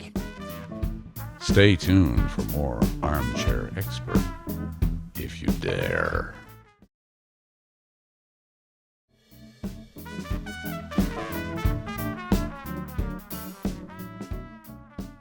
I got to add this about you because I've been in public with you. Walking through LAX, you and I got in a debate, and we're walking through the airport, and it kind of struck me, your experience, which is you're so enormous. I don't think people really fucking understand how enormous you are. You're no petunia. I know, but You're listen. a large and strapping, strong gentleman. But when people see you, they don't go, I think no that's Vince questions. Vaughn. They go, oh, there's Vince Vaughn. He's 10 feet taller than everybody. Look at him over there. And they can see you. It's like you're Shaquille O'Neal. Like they're in another terminal and they can see you and I arguing about fucking healthcare or whatever the fuck we were debating. Right. In that experience, I was dialed into the debate because I like to debate. But then I was also kind of above myself watching us walk through this airport and thinking everyone who has walked through this terminal, they know Vince Vaughn was debating some guy about something. So I don't even know if you can sit on the sidewalk and do some people watching. I mean, That's my favorite thing to do. I can sometimes blend in. It just depends. You know how it is. You need a sometimes, Lowe's chair. Sometimes no one's paying attention and you can kind of get away with it, right? And then sometimes people catch on. I think there's something with comedy too where the people just assume they know us. Like I'm out with friends who are always doing dramatic stuff and people are like, there they are. And they won't go up to them. They're like, oh my gosh. They'll But with see us, they're like Vincent. trying to out-joke us or a slap on the back. And you're like, we challenge get you it. to I get it. yeah. Don't you find it interesting as you get older, having done comedies, that now you're of the age where people share with you someone in their life was in a lot of pain? That's the connection that's so moving and different now where people are like, oh, my mom was dying and we watched this movie a lot. It rips your heart out. You're like, oh my goodness. You were in the last phase, and Chris and I were talking about this not too long ago, about like, what is the juice of acting anymore? It's like when I moved here, I knew every line from Stripes. I knew every line from Fletch. They were my vernacular. The lexicon of my generation was formed by these comedians. We were repeating all the lines nonstop. You had that. I was watching you do Hot Ones. Your eyes betrayed you, by the way. The face was like stone cold. It wasn't affecting you, but the eyes were dripping. I was enjoying the heat and I was experiencing the heat, but I wasn't going to let the emotion get the best of me. You couldn't have been vulnerable and been attacked by one of the cameramen. Very Midwestern. of Yes, us. yes, but the eyes. But it wasn't until the last eyes one. were glassy. It was the last one when I poured it all on there. I was like, oh, this is interesting. I could feel it was happening, but I was still able to weather it. Again, I know I'm projecting, but you're right. I did the So same tough. thing when I was on. I'm like, I'm going to do an 11th wing. Has anyone ever done an 11th wing? Same I know, playbook. I Yeah, know. yeah. But your eyes were fucking Oh, yeah. But I was still going to persevere. Anyways, he was going through catchphrases. He was kind of testing you on which of these phrases are from what movie. And I was thinking, you've got 15, 20 that any dude, it was the last time that kind of happened. I don't know how you feel about it, but I bet some part of you misses that was such a viable, thriving domain of show business. And another part of you must feel like, wow, I'm so glad I got in when I got in and I might have had the last hurrah. Let me just say this. You did comedies, Wedding Crashers, $209 million. You did comedies that millions and millions of people saw. And now there's no comedies in the theater.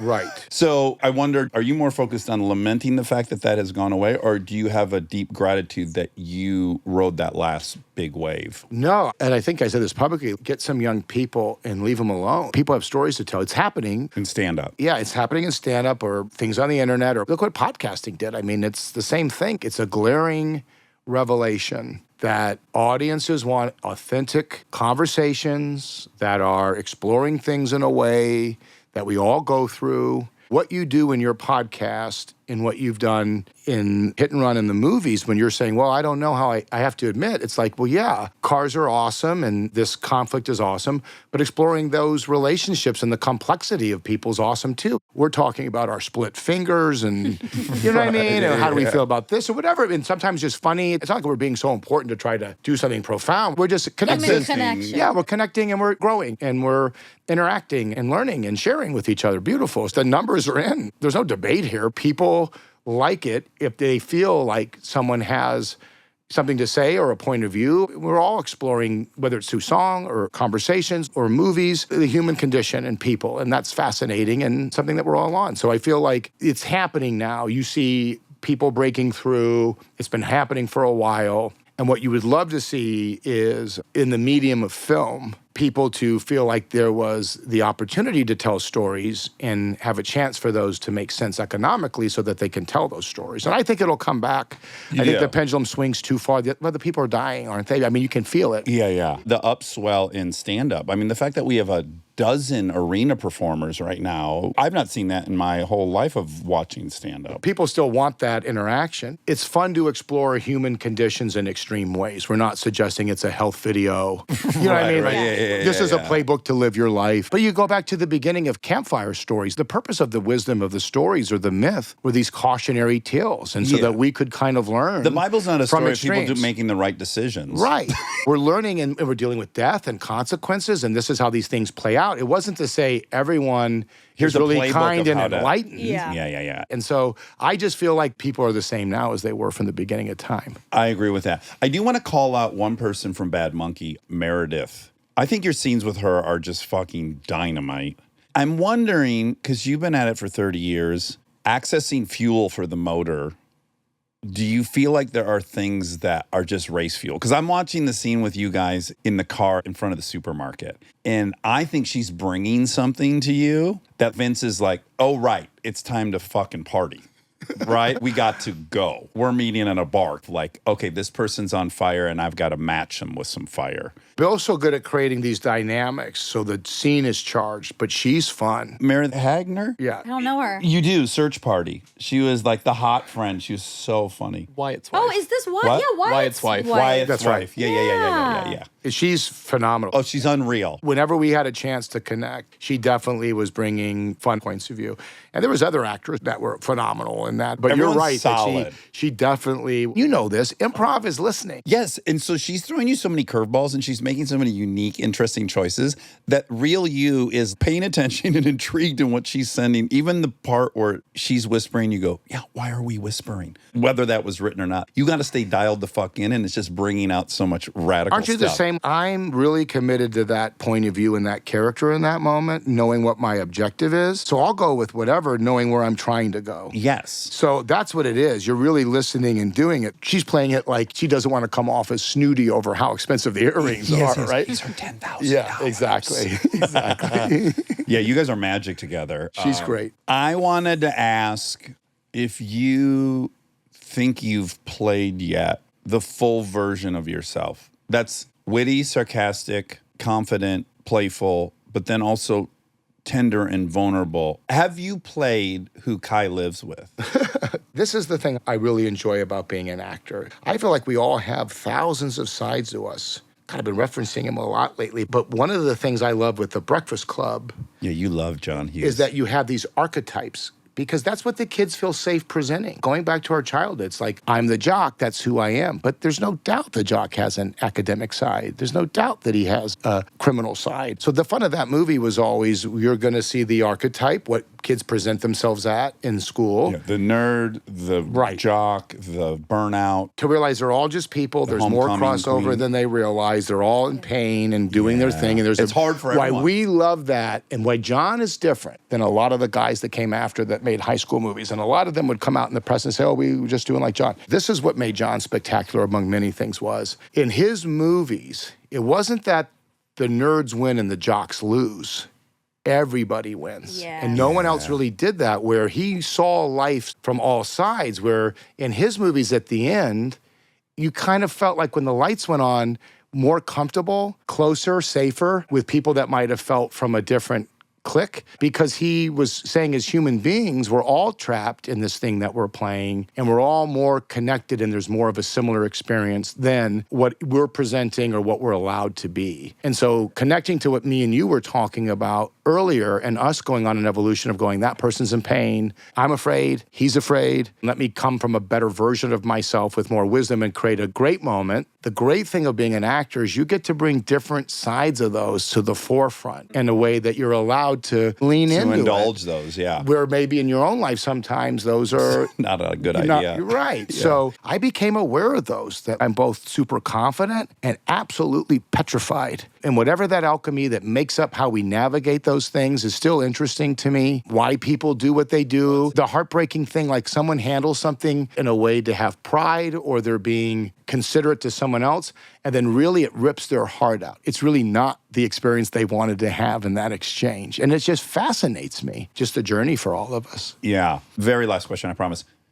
I have been numerous times very grateful that I got 2 girls because I do not want to have the conversation with my son, which is like, you're going to have to go fucking blast him in the nose. I don't know what else to tell you. You got to walk up without any warning, punch first, and let it rip. I don't want to have to pass that on. I don't know what I would do with that if I had a boy. I'm not sure how the fuck I would handle that. Have you been in that situation yet? Yeah, I have both. You would be a great father to either boy or girl. And the more you have, like as much as you love your first child, your heart gets bigger. Once the next one's in your life, you're like, oh, I love you too. You know? Yeah. Both my kids are great. My daughter's great. But Vern is super unique and he's both funny and creative. This is his 4th year of tackle football. He's in jujitsu. Okay. So he's on the path. You know, but he's also been in plays. Yeah. So I kind of just throw in front of them what their own journey is. But it was important for me to expose him to physical conflicts and getting comfortable with that. Yeah. So that it wasn't something that felt foreign to him, that there's a difference between you really hurt and that hurts a little bit and learning those lessons. I have to police myself sometimes. It's like I'm trying to pass on skills to them for a life they don't actually have. I'm passing on the skills for the life I had. I think it's good too. You do? Yeah. I love think it. it's It's like both. the Kevin Smith No, thing. but I think it's both. No, but I do. I think or it's maybe some both. compromise. No. No. Okay. Can I say what I mean by no? And tell me what you Please. think? Yeah. You want to have the skills if you need them. Absolutely. Because I actually think it helps you avoid it. You never want to have a moment where you're hurting or going too far, ever, if you can avoid it. And most times you can. But if you're competent and you have the skills, I think you kind of avoid a lot of those things. And I don't mean just physical conflicts, but I sat with my daughter at a very young age and said, there's some people out there that are going to not be kind and that are going to take advantage of someone who they think is weak. So when you walk around, I say, if you walk by someone, don't mad dog them and look at them aggressively, but don't look at them afraid. You just look at them and say in your mind, I see you. Yeah. I'm paying attention. I know exactly what's happening, and then look away because you're looking for someone to take advantage of. So I think it's both. You have to be aware that sometimes in life there could be conflicts or problems. They're not going to meet only nice people. But aren't you saying the same thing, which is be ethical? Don't do that to someone else. If you're pushing someone into something or intimidating him, that's a terrible exchange. You're not winning in that. You didn't get anything in that. Like, I don't want my kids to be competing for whatever the social status is of the school and trampling on kids because they think this is important in the moment. I want them to have real exchanges. The one advice I give to my daughter, which is about friendships, but it's also about life and everything, is a real friend is loyal, you can trust them, but a real friend lets you be who you are. And I think because we had different interests with sports and plays and different things, if there was ever someone who would go, why do you like that? I didn't want to be around them. Yeah, right. But if someone goes, I like that about Dax, that he loves cars. That's cool that you find that much interest in it. And that's cool that you're enjoying that. Well, that's a real friend because they're not qualifying you for something. Aren't you having these conversations with your daughter? Is I the same live thing? for it. I love it. But don't and my you tell daughter's them, in jujitsu. She is? Yeah. But don't you ever tell them, like, you have to set a boundary and don't let someone take advantage of you? And then at the same time, you don't want to take advantage of anyone. So it's just part of life. I actually think it's not kind to be lacking choice or competency. I actually think you can afford to be a lot kinder in life, like you did with the guy with the parking. Right. Yeah, if you're equipped. If you're confident, you make much better decisions than if you're scared. Is he a tall boy? He's above average height, yeah. Okay.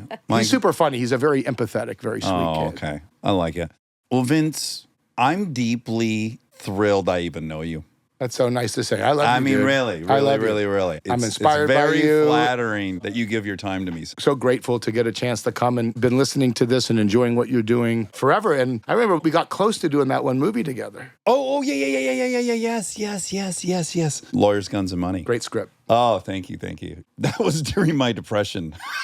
By the way, that's my story 20 years ago on Kauai. When you were talking about going fishing with Peter, me and my buddy from Detroit, we had booked fucking zip lines, Zodiac boat tour around the coast, all these fucking events, and we would wake up so fucking hungover, and we'd go on these things, and we'd just be throwing up while snorkeling. I mean, it was a fucking mess. Anyways, I love Bad Monkey. Is it set up to do more? Yeah. It is. Great. Yeah. I hope you keep doing it. It's so fucking good. It is currently on Apple TV Plus. It's fantastic. Everyone in it's great. It's beautifully shot. It's Bill. It's wonderful. I hope you come back again. For sure. Such a pleasure to sit with both of you and, Yeah, and get very a chance nice to to spend the meet day you. with you. Thank you guys for having me. Stay tuned for the fact check so you can hear all the facts that were wrong.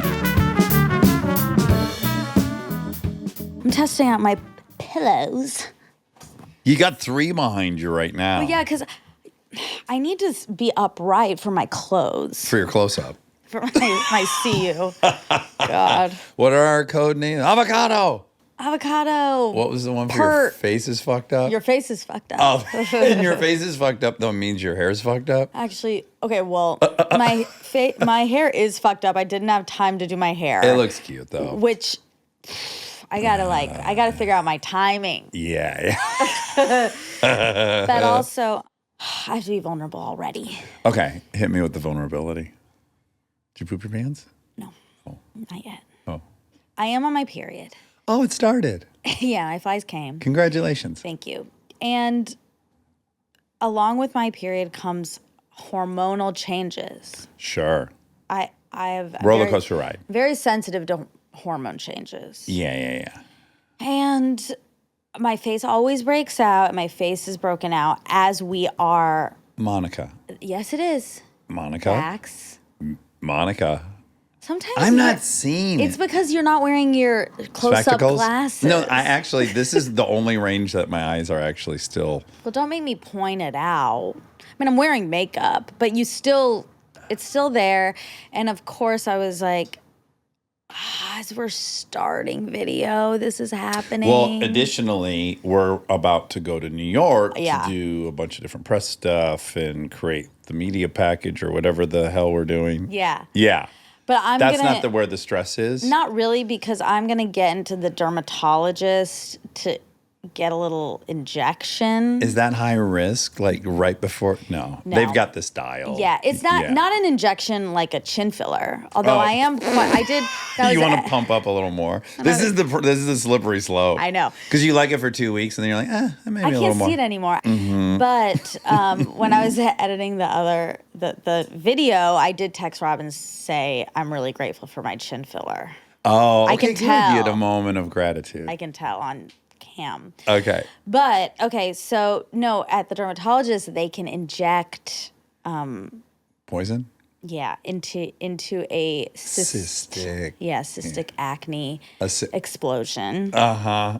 and it will decrease the inflammation. How It'll go quick does down. it work? Is it magic? 24 hours. Yeah. Really? Yeah, it's really good. Have you ever thought about, like, why don't I just have this? Yes, I think at about my- it every day. Yeah, why can't you just shoot yourself up? I think it's illegal. Remember I ordered, when you go to the dermatologist and they're like cauterizing things off you. It's like, they're burning it. It's like Yeah, electrical. for skin tags. And I stuff. ordered one off the internet and I paid a bunch and it never came. Yeah, it never came. It never came, but that's my big dream is to have that in my bathroom mounted right What are next you to my trying mirror. to cut off? Like I feel things around as I'm like, you must do this, right? You just kind of scan your Yeah. face with your fingertips and you feel a bump and you're like, oh, what's this? Yeah. And then I try to scratch things off. I think you do too. Yep. Like right now I have I guess they're called hypoplasia maybe. Oh. Hyperplasia? Hypoplasia? No, hypo's not a lot. Hyper's a lot. Yeah. Hyperplasia? Too much skin. Oh, And they're little raised areas of my skin. I don't see it. But you would be able to feel it. Okay, I don't think you're supposed to cut those off. Yeah, you're going to zap them No, off with I the don't- electrical unit that I ordered that's still not here, and I ordered it like 2 years ago. Yeah, I got another one over here. I've had the dermatologist look at it, and they're like, it's fine. It's a hypo or hyperplasia. Yeah. And we'll just zap, zap, zap. I love the sound it makes, too. Yeah. Like it says the most gentle zzz, and then it's gone. So, yeah, if I want that machine, if I were you, I would be even crazier about getting my hands on some syringes with this medicine. I've considered, like, going to dermatology school. To get certified. Getting a medical degree just so I can be qualified to do that. Also, aren't I would do that. anestheticians allowed to do it? Which is not a medical You mean degree. estheticians? Yes, just like I said, estheticians. That's what I said. They're allowed to do it, right? And that's what, a 2-year degree, like a Motec, like a diesel mechanics type?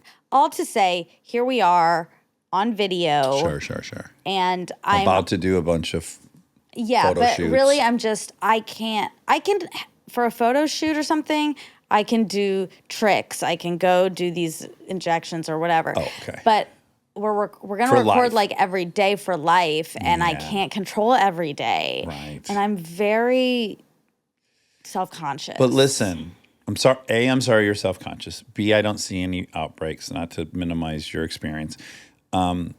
C, it's possible this will be the actual permanent cure, Yeah. which is, it's untenable. There's no way you're going to be able to fucking Care. worry and care every day. This might be like immersion therapy, whichever one it is, hypoplasia, hyperplasia, therapy. Yeah. And like in 3 weeks, you're going to be like completely liberated. And then what if it goes away? A, what if it goes away? B, what if you start looking insane? Like even I underestimated how much stuff you're doing to put yourself together. And then what if you just start coming with like tufts of hair were missing, your one eyebrow's gone, Yeah, it could hair happen. billowing out of your nose. At what point, what would it have to look like for you to say something? Ooh. I don't know that that would be my position. Well, what if I like... Imagine how you would take me going like, hey, Monica, I say this as your friend. You look like shit. No, you can't. You really look like... Obviously, you can't say it like that. Listen, Monica, you know I love you. And you know I think you're a wonderful person. You look like shit. Yeah, that's bad. I can't even hear it even when you pretend. It's a joke. Yeah. No, but remember last week you said, did you get enough sleep? That had nothing to do with that was your- about my mood. Yes, because you were very upset about a trip you had previously been very excited I about. wasn't very excited. I was like I was kind of excited. The initial pitch in the deck, when you mapped out your day in Santa Monica to me, you were very excited about it. Well, And then you were very not looking was forward grumpy. to it. You were grumpy. yeah. And yeah, that was too dangerous. And I won't ask if you had a bad night's sleep. You think I had a bad night's sleep last night? No, I don't. Like a horrible thing to say would be like something that implies you're grumpy. And I'm like, the subtext is something must be wrong Yeah. because you're not. You're not a grumpy person You're not by a grump. nature. You're not a grouch. You're not Oscar the Grouch. Yeah. And so I then get concerned and then I start guessing. And maybe the guessing That part's, is where we should lay off. Yeah, that's where you need to take a step back.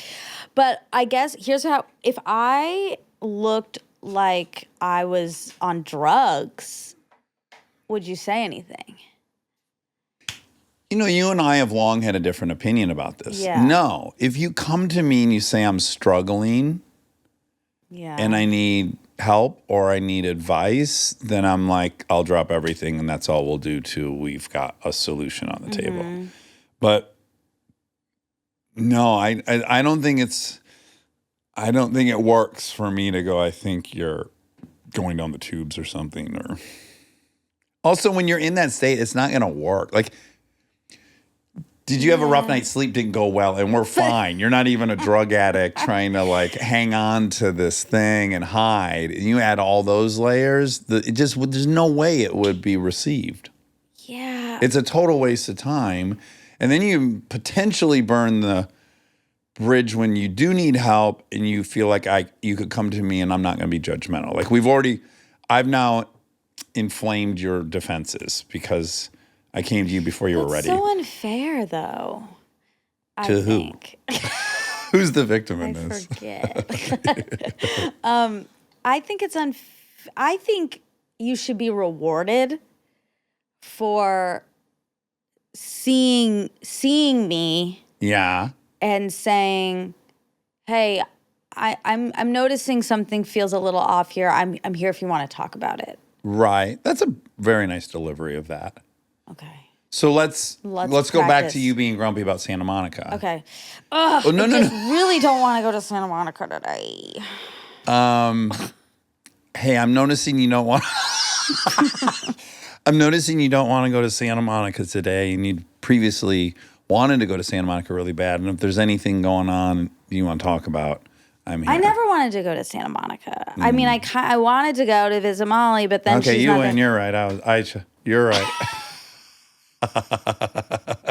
See, yeah, you would just say that you weren't previously. But that's the you had to, but truth. you wouldn't have scheduled it at the time. Because here's what happened: you scheduled it at 4 p.m. and I was like, "That's a bizarre time, in my opinion, to go to Santa Monica." Yeah. And you go, "No, I love it. I spend the whole night there, and I'll go out to eat at a favorite restaurant, and I purposely do it that way so I can have a night in Santa Monica." Okay. I think there are some half-truths in there. Okay, which are There are so many times I wish we could roll back the tape of our lives. Rob, put up the tape. I mean, I guess here we Yeah, will we have be a able video. to. Oh my God, that would ruin everything. That's great. But I have to go to Santa Monica. I don't want to go to Santa Monica ever. Yeah, no one does. Even the people who live there. Yes, but if I do have to go Yeah. for my face, Yes. which I don't want to have to do, but I have to do, Yeah. then I do think, how do I make the most of this situation? Because You want to make lemonade out of it. yeah, and you have to plan it so specifically because otherwise it's an hour and a half back, and oh my God. Yeah. So that's when I try to make lemonade, Around the corner fudge is made. and I schedule a dinner Yes. with my friend who lives there, my one friend who. Molly Richardson. That's right. Yeah. And she happened to be in Hawaii. Yeah, but you didn't you already know that? I Because didn't- you were gonna go to I was that. supposed to go. Well, that was also, I think I was also sad I wasn't there. Okay, so there's a lot of layers to this. Everything's But layered. I'm it's shocking such to an me. onion. It's shocking to me. It was shocking to you that Molly was in Hawaii when you made this plan because you yourself were going to be there. I just really wasn't thinking that much about it. Did you get a good night's sleep the night before? That morning, had you gotten? We never got to whether you I did. didn't. You, oh my God, is this for Vince? Yeah. This is really funny because this is a runner in the show, which is he like meets this pathologist. She works for the police department. She's a coroner or whatever, pathologist. And they start working on the case together. And their first time, like out in the morning, he comes back to the table and he has brought a black coffee for himself and a coffee for her, cream 2 sugars. Oh. And he goes, "Oh, I got it for you. I got cream 2 sugars." And she goes, "Why cream 2 sugars?" He's like, I had a feeling it was cream 2 sugars. And she's like, "No, I like it black." And he goes, "Oh, okay, you like it black." I find that hard to believe, but okay, you like it black. And then as the show progresses, he keeps getting her black coffee. And finally she goes, "I don't like it black. I like it with cream and 2 sugars. And I hated that you were right about it. And now I've been drinking." Yeah. Oh my God, Sim. Yeah. So it feels kind of maybe a little bit like that. What had happened on that night? Now that we can revisit I did not get a good night's sleep that night before. What had happened? What had happened was were you on one of your marathons, your binges, or couldn't fall asleep or woke up with anxiety? I Had a lover over did. late into the Unfortunately, morning? it was not the latter. Okay. I don't remember the details. Yeah. I remember when you said it Yeah. that I thought, yes, that's true, but that's not what's going on here. Right. So I can't admit it. But Yeah, here yeah. I am. But now we are some weeks later. I slept pretty well last night. You did? Yeah. Okay, I'm struggling. The last few nights I've been waking up in the middle of the night for very long periods of time. And it is all the stuff coming up. Yeah, there's a lot of stress. And I guess a press tour, I haven't done one in a while. It's, you know. But you like doing. I like when I get there. This is the story of my life. There's the tons of things I'm like ruining. Rue the day. Rue the day.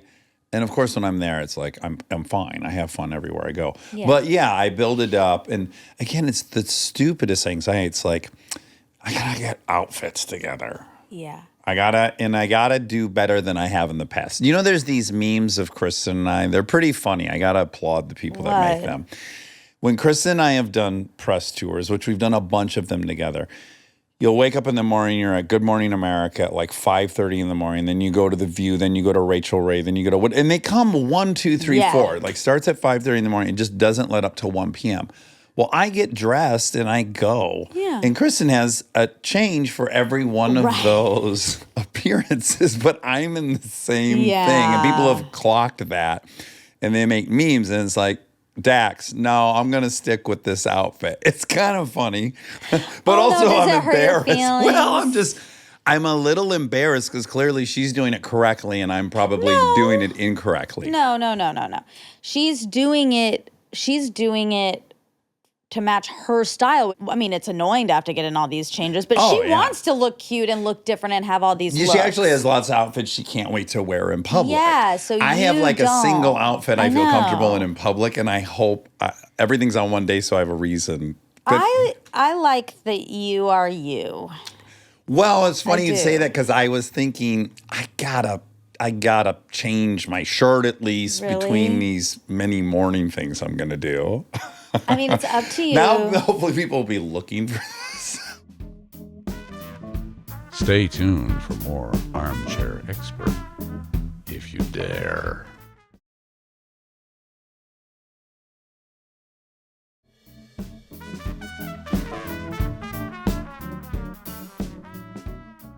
I'm not certain where I've landed, but luckily I do. Here's what I did think.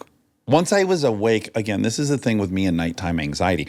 In the middle of the night, I can't solve anything. I'm like an idiot. I don't have a solution. It's insurmountable. Our brains aren't working in the same way at night. And I'm just in a fear cycle. Yeah. So it's like I can't even solve these things. Well, this morning I woke up, a couple things. I'm like, I'm probably going to take an antidepressant for this week, like because I know that's not how they work. But it is, and let's earmark that. Okay. The reason I had been prescribed it in the past was like leading up to CHIPS, I started having so much anxiety about the thing starting, and I couldn't get sleep, and that's when I went on it, and it works very quickly for me. And even my psychiatrist was like, it is interesting. I've never heard anyone using it acutely, yet it's working for you, so I kind of sign off on this. Sound off, folks. So at any rate, I wake up this morning and I go, okay, calm down. You have 2 God's True Cashmere button-ups that you love. Those are suitable, right, for daytime television? I think so. I mean, it'll be hot. Well, I'll wear a tank underneath. And I'll just live in a tank top. Sure. And a guinea tee. What if you forget to put it on and you wear your tank top? You're welcome, ladies. You're welcome, ladies of The View. Yeah.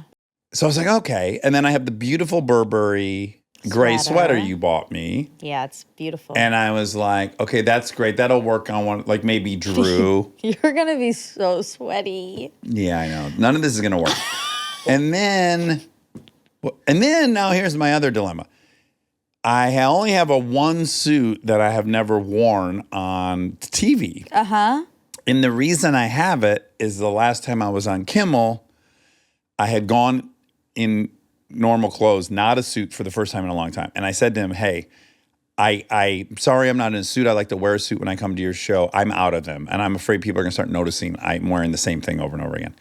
And so he, Best Boy of the Year award, bought me a beautiful suit and sent someone over to tailor it. So I have this gorgeous...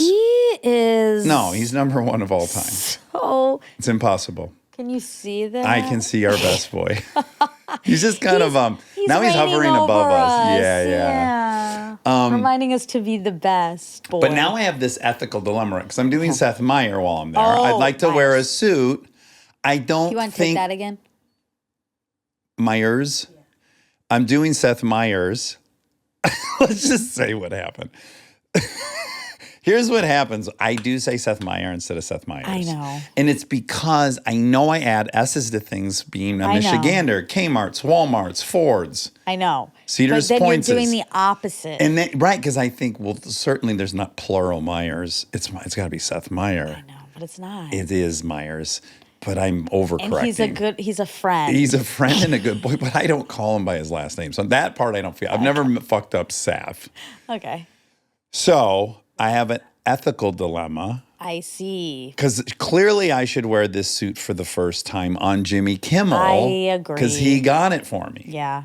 So And then you I'm know- like, I don't have a suit.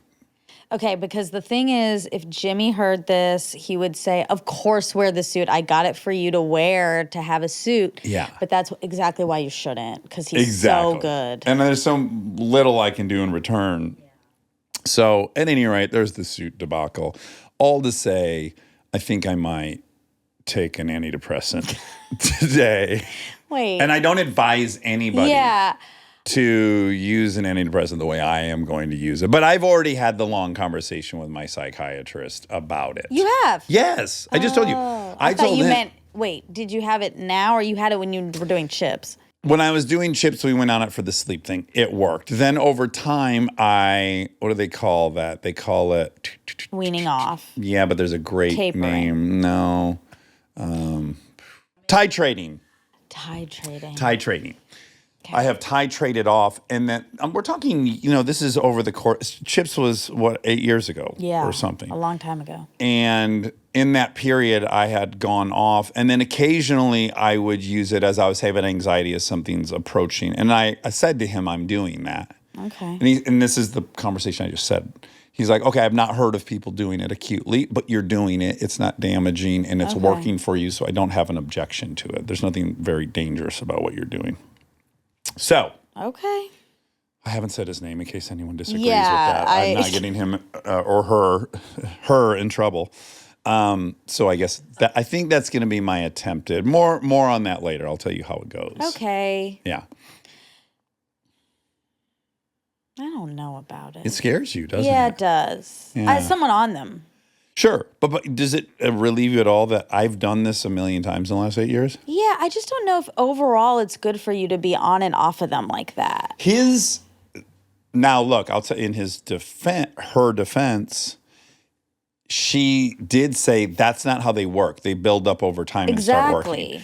And I said, that's fine, but I'm taking them and I don't wake up with anxiety. Yeah. And so we would both acknowledge the placebo effect's real. So if I'm experiencing the placebo effect, but I'm getting the result I want, then who cares? And he said, that's exactly why I'm saying it's fine.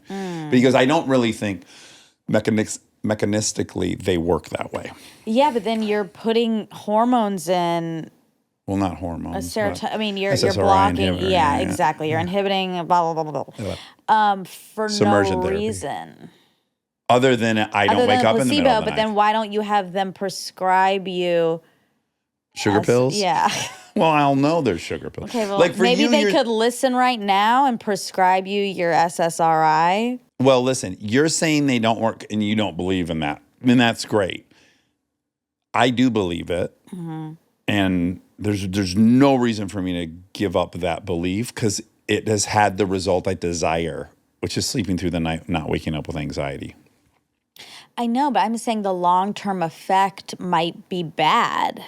Well, no, because, I think she or he would have pointed that out. She or he was not concerned at all. She does not care about you. They do care about me. And how dare you? And my mom is my psychiatrist. So did I not Exactly. say that? The Shepards are notorious for prescribing things and I doctoring. I know this well. I might, in my retirement, go get an MD just as a fuck you to everybody. Think how annoying that'll be is if I'm actually a doctor and you guys can no longer Can say. you, if you're going to do that, can you get it in dermatology so then you can do my injections? I'll get whatever one is the broadest net. I think DOs, they can maybe do more. They're more willy-nilly. They can do more stuff. Fine. Because I admitted my sleep thing. Yeah. So I want you to I happen to know that you were offered a stylist that you turned down. Yep, that's true. So why? Because I have, on a few different occasions, I have, and I got to be delicate about this because people are still around. I have at times been a part of movies or shows where they did have a budget for a stylist and I used it. And I am just too picky. It's not their fault. They're great stylists, but I feel like I end up looking like some other guy that is a good example of it. And it just... You don't feel like you. I don't feel like me. And so I'd rather like take the 3 things I've cobbled together that I love and I think are very me.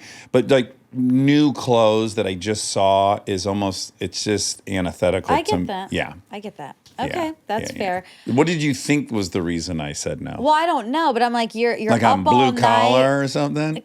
I guess. I mean, you're up all night worried about what to wear, and there was a turnkey option for you. I'm going to get more granular. Okay. Because again, these anxieties, they're completely baseless, right? Yeah. I'm not making an argument for that. These are things that should be worried about. Part of the rumination is simply how I'm transporting these things there. And then I'm going to have to iron them. Yeah. Now, this is all solvable, right? But I'm already panicked that I'm know. bringing clothes that presumably shouldn't be wrinkled. And I'm using a suitcase. And then I've been like, I'll be at 3 a.m. I'm like, I got to get my hands on a garment bag. What does a garment bag do to your carry-on limit? Can I have a backpack and a garment bag? Will I forget the garment bag? I mean, it's madness. It's just anxiety about doing stuff I haven't done in a while. Yeah. And it's trying to get control It's over landing it. on these objects and these things. But it's just a generalized anxiety. But it's great. I'm going to get to New York and be elated. Yeah. I'm going to be so excited and energized and feeling spunky and spry Yes. and youthful. And I won't care about anything. Exactly. I'll be eating Emmy Burger. I will be at Bubby's. Are we gonna hang? Yeah, we should go get some Emmy Burgers together Yeah, we for should. sure. Okay. And we're working together, so yeah. Okay. Yeah. You've elected to stay in opposite sides of the city, wherever I'm at. No. Yeah, so No. that's going to compound the travel time a little That's bit. not true. But when I stay uptown, you're going to stay downtown, and then when I go to downtown, you're going to go I'm uptown. not going uptown when you're You're going never going downtown. uptown? No, I'm Oh, not okay. going uptown. Oh, I'm just staying downtown. right. Because you're more of a downtown I'm a girl, downtown J-Lo girl from the block. Yeah, I am. Actually, no. Jenny from I the block. love. Normally, I stay a couple days up Upper yeah, East Side. Yes, the the real uppest. uptown. Yeah. Uptown girl. We're not doing that this time. Do you know that today? Ooh, Oh, this is gonna date us. okay. But today I posted a little clip of us testing this space. Oh, I didn't see. You got a collab. Okay. A little clip, and I looked to see quickly. I just did a quick glance. Just a real cursory glance of those comments. Just quick. They're almost, I will say, since we've been airing all of the emotional turmoil, Yeah. they've gotten almost preposterously positive about. Like now, Well, it's that's tipped. nice. That's what Yeah, it's nice. It's nice, Yeah. but it has tipped where it's now. It's like it's a lot of monologues about how much they love you, which you deserve. Well, that's very kind. but it was just a big swing. So I think it's very safe. That's good for the world. We should be trying to get more To swing kindness. positive? Yeah. Yeah. But no, like the first comment is that you look hot. Oh, that's great. Yeah. So I think you should go. fuck. You should be happy. I should go read those. Actually, please don't. Yeah. I don't know. You know I'm against it, but Well, let me ask you you're this. for it. So Do you sense sometimes that I'm riding high on my ego with looks? no. Because you said don't read them. Oh no, I just meant don't read them because like I don't agree with reading comments. Oh, right. I thought you meant like don't get carried away. You're reading. No, I you're hot don't. over and over I- again. I don't And think what will it do that. to you? Do you do this? I do when I'm scrolling through Mm-hmm. friends, particularly you, of course, and I'll see a post of yours, and I always glance to see like what causes a fervor of activity. Interesting. Okay. Do you notice that in your friends' Oh. posts like what has a lot of likes or whatever? and comments? Like, what I don't. activates people? I don't really do that. You don't notice that. I follow Rogan. Every post of Rogan, there's like Yeah. tens of thousands of comments. Is he engaging back? No. In fact, I don't know this from him. I know this from Atia. He's almost got like a motto, and it's probably how he keeps himself sane. He's post and ghost. So it's like, Yeah, say like what you want to me. say. Yeah, post and ghost. So he's been in the post and ghost game for a while. Okay. And I think it's really healthy. I So do you guys that- have the same strategy. We do, except I've been lured I post back and then into- read everything. I know. Yeah. I know. Now let me ask you this, because the way the look on your face, Yeah. I People feel are like there's- mad at me that I. Well, I feel like there's judgment in it. Like It's not. you don't think that says something about me that I read them? No. You sure? Be honest. I'm thinking. Okay. No. I don't think it says something negative about you. But I do worry. I mean, we've talked about this so much. I know, ad nauseum. But But do you think it symbolizes a worry that- level of narcissism? Because that would be I think that'd be a very fair concern. I wouldn't have phrased it like that. I don't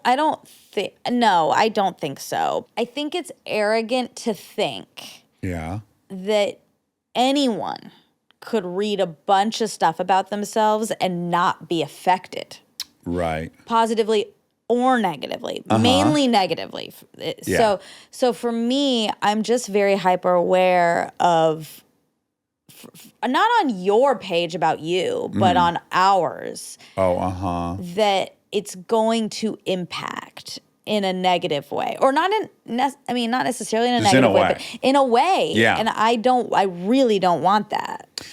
So I think I think I can be honest about this, which is it's all the things. So one is truly a commitment to the people who like our stuff, who take the Yes. time, and that is a sincere and real obligation that I think I have, and I'm happy to have, which is you take the time to share something with you. I want you to know I saw you. That's genuine. Also, I do get a dopamine hit when we do something that's good that I was proud of and I see confirmation of it. And I do use it. There's like two versions of it. There's one where it's like, I got to do this. I got to make sure everyone knows I saw. And that happens at a certain time of day. Then there's another time I use it, and that's like I'm exhausted. I'm kind of depleted. And then I'm on the couch and I read it, and I am very much regulating with it. And it's like an afternoon drink or an afternoon coffee, and I get a 10 minutes of feeling good, and I like it. And then somehow that gives me the energy to then get up and go in the sauna and do my cold plunge or whatever the routine is. So definitely all things are happening. I do like reading nice things about myself. I'm guilty of that. Yeah, I mean, I'm get guilty it. of liking when people say I look ripped. Yeah. Yeah. I mean, everyone likes that, but there's a reason it can hit a point where it's too much. Yeah. No one should be getting that much praise or negativity. I totally agree. And what I do feel really good about is it's a very, very minimal part of my life. I'm really on that app, by my estimation, much less than most people I know. Yeah. So look, I'm good at knowing when I'm addicted to things and when it's tipped and I'm leaning on this to regulate, or I need it, or in the absence of it, I feel bad. I'm acutely aware of when I'm in that cycle. Yeah. And I don't have that, which is not to say I haven't had some low points in life where I did lean on that, but I'll just say for a very long time, I'm not in that zone at all with it. It's like, oh, that was great. That was a fun pick-me-up. That was 15 minutes of my day. That made me feel good, and carrying on. I don't need to go back to it a bunch of times. I'm not in bed looking at it, staying awake, Okay. All right. All right. Well, there's really not many facts because Vince Vaughn wasn't dropping stats on us. He was not, but he was very smart. He's very, very smart. Yeah. Very smart. I don't think you can be a great improver and not be really, really smart. Yeah, your brain has to be working in a very specific Speedily. way. And the references and the analogies. And his unique and specific zone is the analogy. Yeah, it's almost like a rapper, Uh-huh. like making those connections all the time. I think he's so great. Yeah. I'm so head over heels in love with him. Yeah. And always have been. Do you think I was debating whether I should tell him, since I've admitted to it on the podcast so many times, that I used to gossip about him? I was even considering making a public amends, and then I thought, this is going to make him feel uncomfortable. I would You were waiting for it? I would guess Yeah. that most people who have been listening to this show since day one Yeah. was expecting that to come out. Yes. And And I owed it to him. no, but I I'm didn't. really glad you didn't do it. Okay, good. I just decided this would be more about me than him. He doesn't need this. I think that's right. Is that your assessment? Yeah. Yeah. It would have been I was proud of self-indulgent you. in a weird way. I agree, and I was happy that you had some restraint there. I love how well we know each other. I know. There was one moment where I thought It was coming. it was coming. You probably spidey sensed that it was in my mind and the debate was happening. Yeah. I just wonder how much anxiety you were experiencing waiting for that to happen and what you predicted the outcome would have been. It's just been very weird for him to hear. It would have been weird. I mean, he would have handled it great, I'm sure. Yeah. And he probably would have said, In the dream world, and where I would have convinced myself that maybe it would be productive, is that he would then say, I used to do that about so-and-so. yeah. And then we would see like, oh, yeah, this is a very natural thing when you love people. And, Sure. But that never felt like that was going to be the outcome of that. Yeah. Now, another one, just to go into our past, Yeah. that I had a very similar debate. Uh-huh. And it was Robert Downey Jr.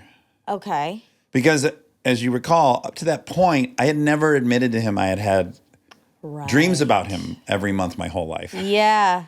And that, too, is a very weird thing to drop on somebody.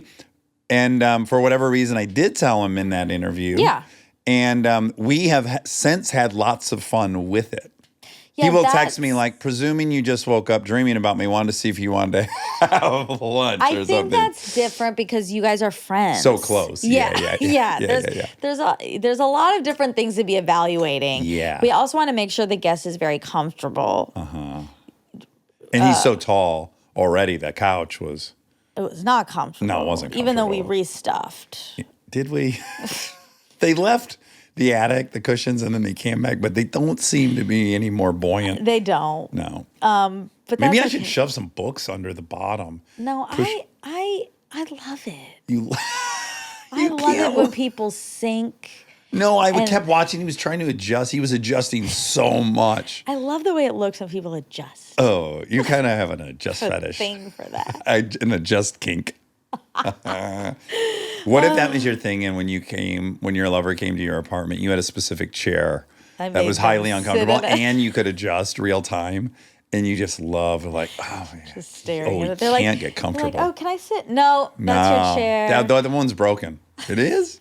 Yes, it's all fucked Yes, up. you'll fall. Yeah. This is the only chair that works. If you want to be with me, you're gonna sit in this chair. Yeah. And then Jesus, the more uncomfortable.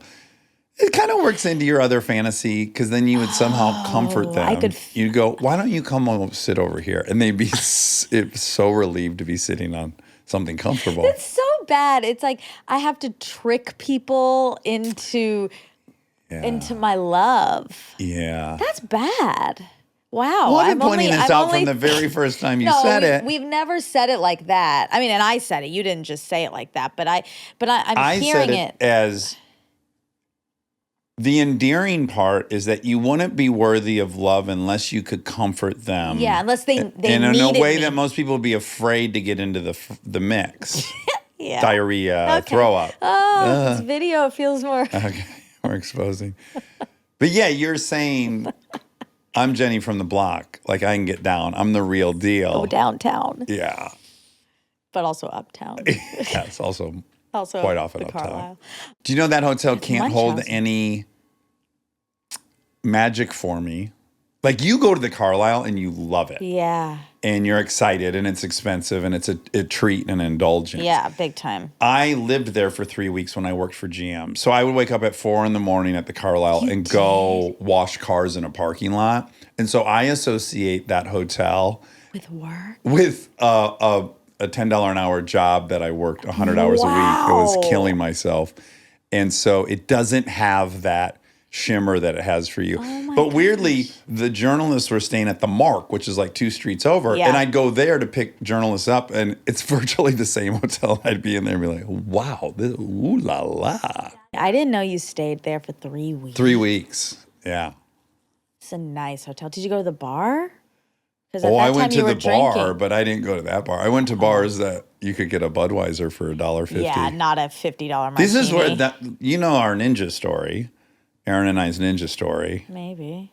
You hate fight stories, but here it is. Here it is. At the end of this 3 weeks, we had worked so hard, and our employers, our client, knew it, and they threw a party for us. Open bar at a kind of okay, nice middle ground place. Sure. So there were 20 of us in the crew. We all go there. We get sloshed. Yeah, of course. One of the dudes falls asleep in the middle of the thing. My mom's like, you got to get him out of here. This is the client still. Yeah. My mom long leaves. We're still there. Thank God at this point, the client has left too. Yeah. So Aaron and Dean and like 5 of us are walking out.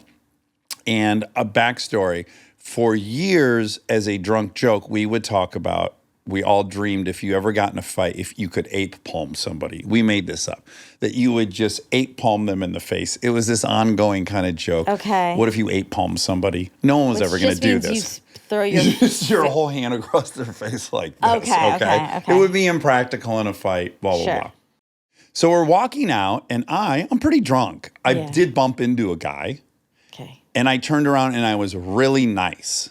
I go, oh my God, dude, I'm so sorry I bumped into you. And he goes immediately, yeah, motherfucker, you want to fucking bump into me? And he started going to 10. Yeah. And everyone was watching and I just was drunk and I go, oh, ape palm.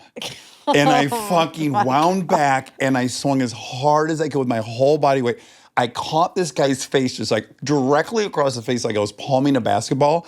And with my weight, I just took both of us down. So it was an ape palm to the face and then slammed to the ground. You tripped?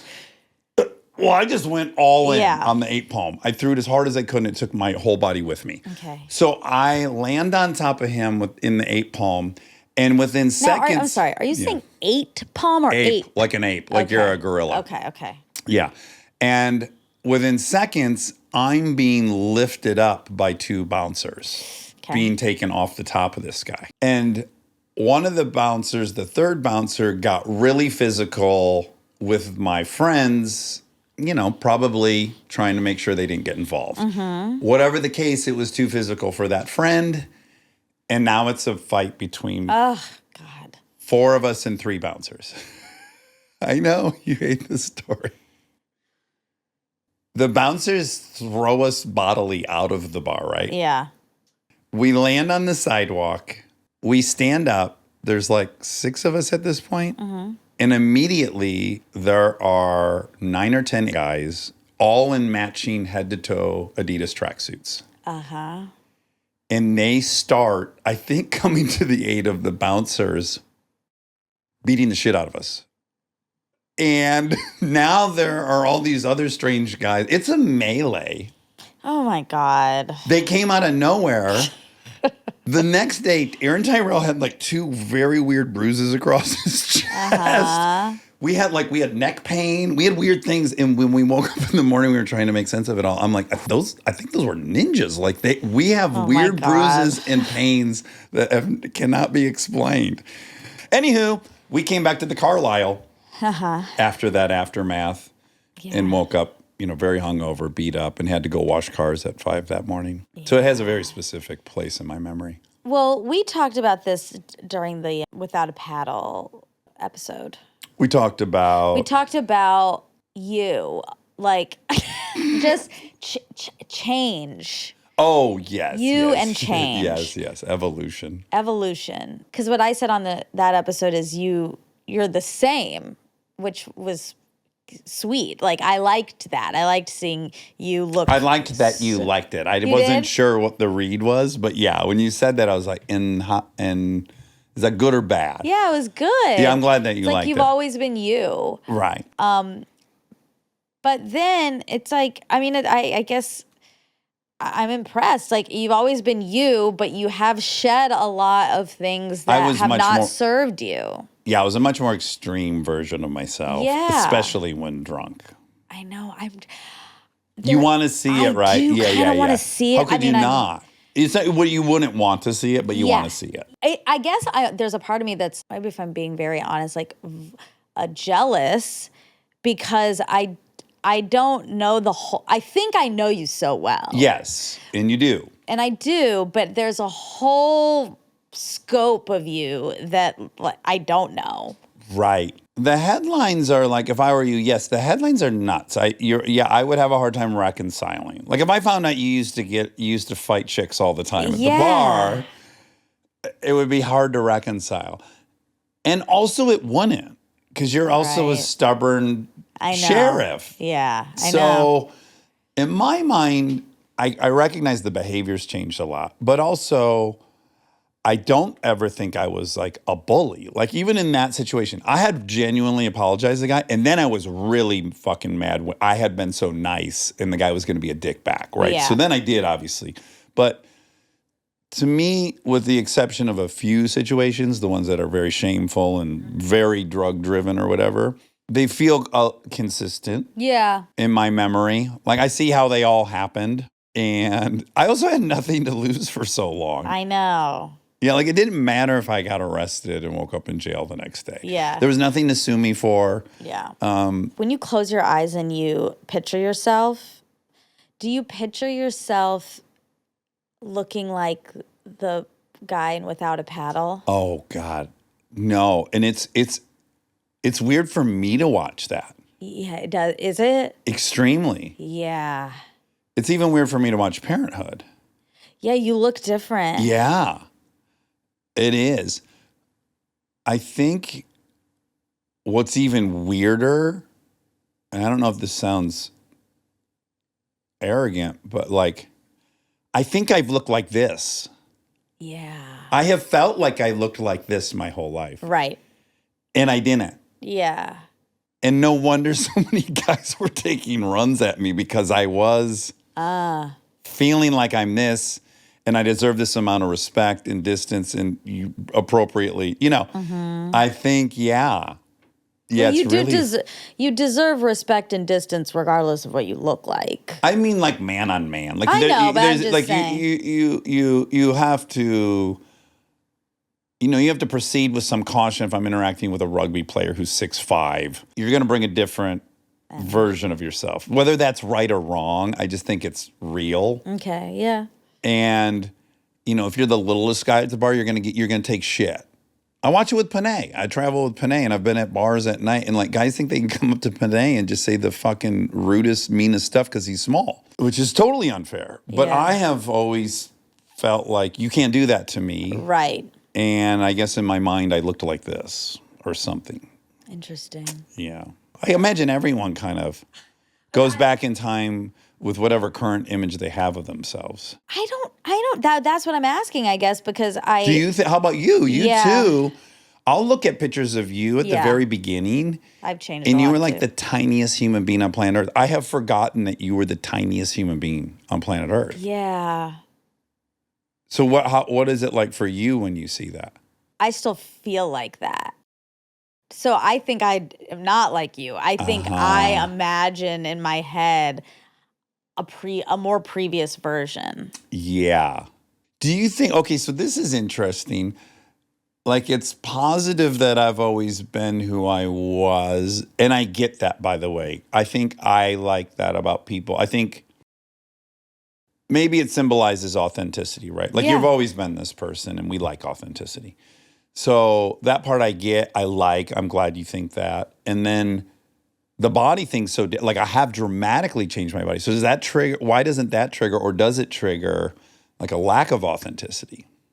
Like you made yourself a completely different person physically. Like when I saw that, and even if somehow doing that episode encouraged people to go watch that, Yeah. they too are probably going like, oh my God, he looks so different. Yeah. And do they think, that's some Like signal he betrayed himself? Yeah, exactly. Like he didn't love himself. He wanted to be somebody other than he was. Well, is it true? Well, that boy wanted to be big too. Yeah. I just hadn't figured out how yet. Right. So in that way, it Yeah. feels really in keeping It's with who the I always was. same. Like I would have always wanted to be 200 with muscles. That was always the goal. But okay, but when you looked back at it and you were like, oh, like I look so different, but I look good. Yeah, I think I look at that and I think that's totally fine. But so you think that's totally fine. You don't think like, oh wow, I looked good.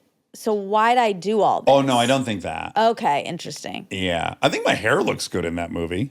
It does, yeah. I was like, in fact, I almost brought that up.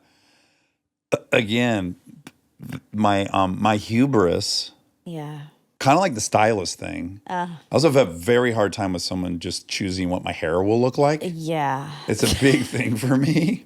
Yeah. That might have been the last movie I let someone just completely, they were in charge because I didn't know what I was doing. I didn't know about hair and makeup. We didn't have It an would have been unpunked. crazy on And your it- first movie to say like, don't touch my hair. Of course.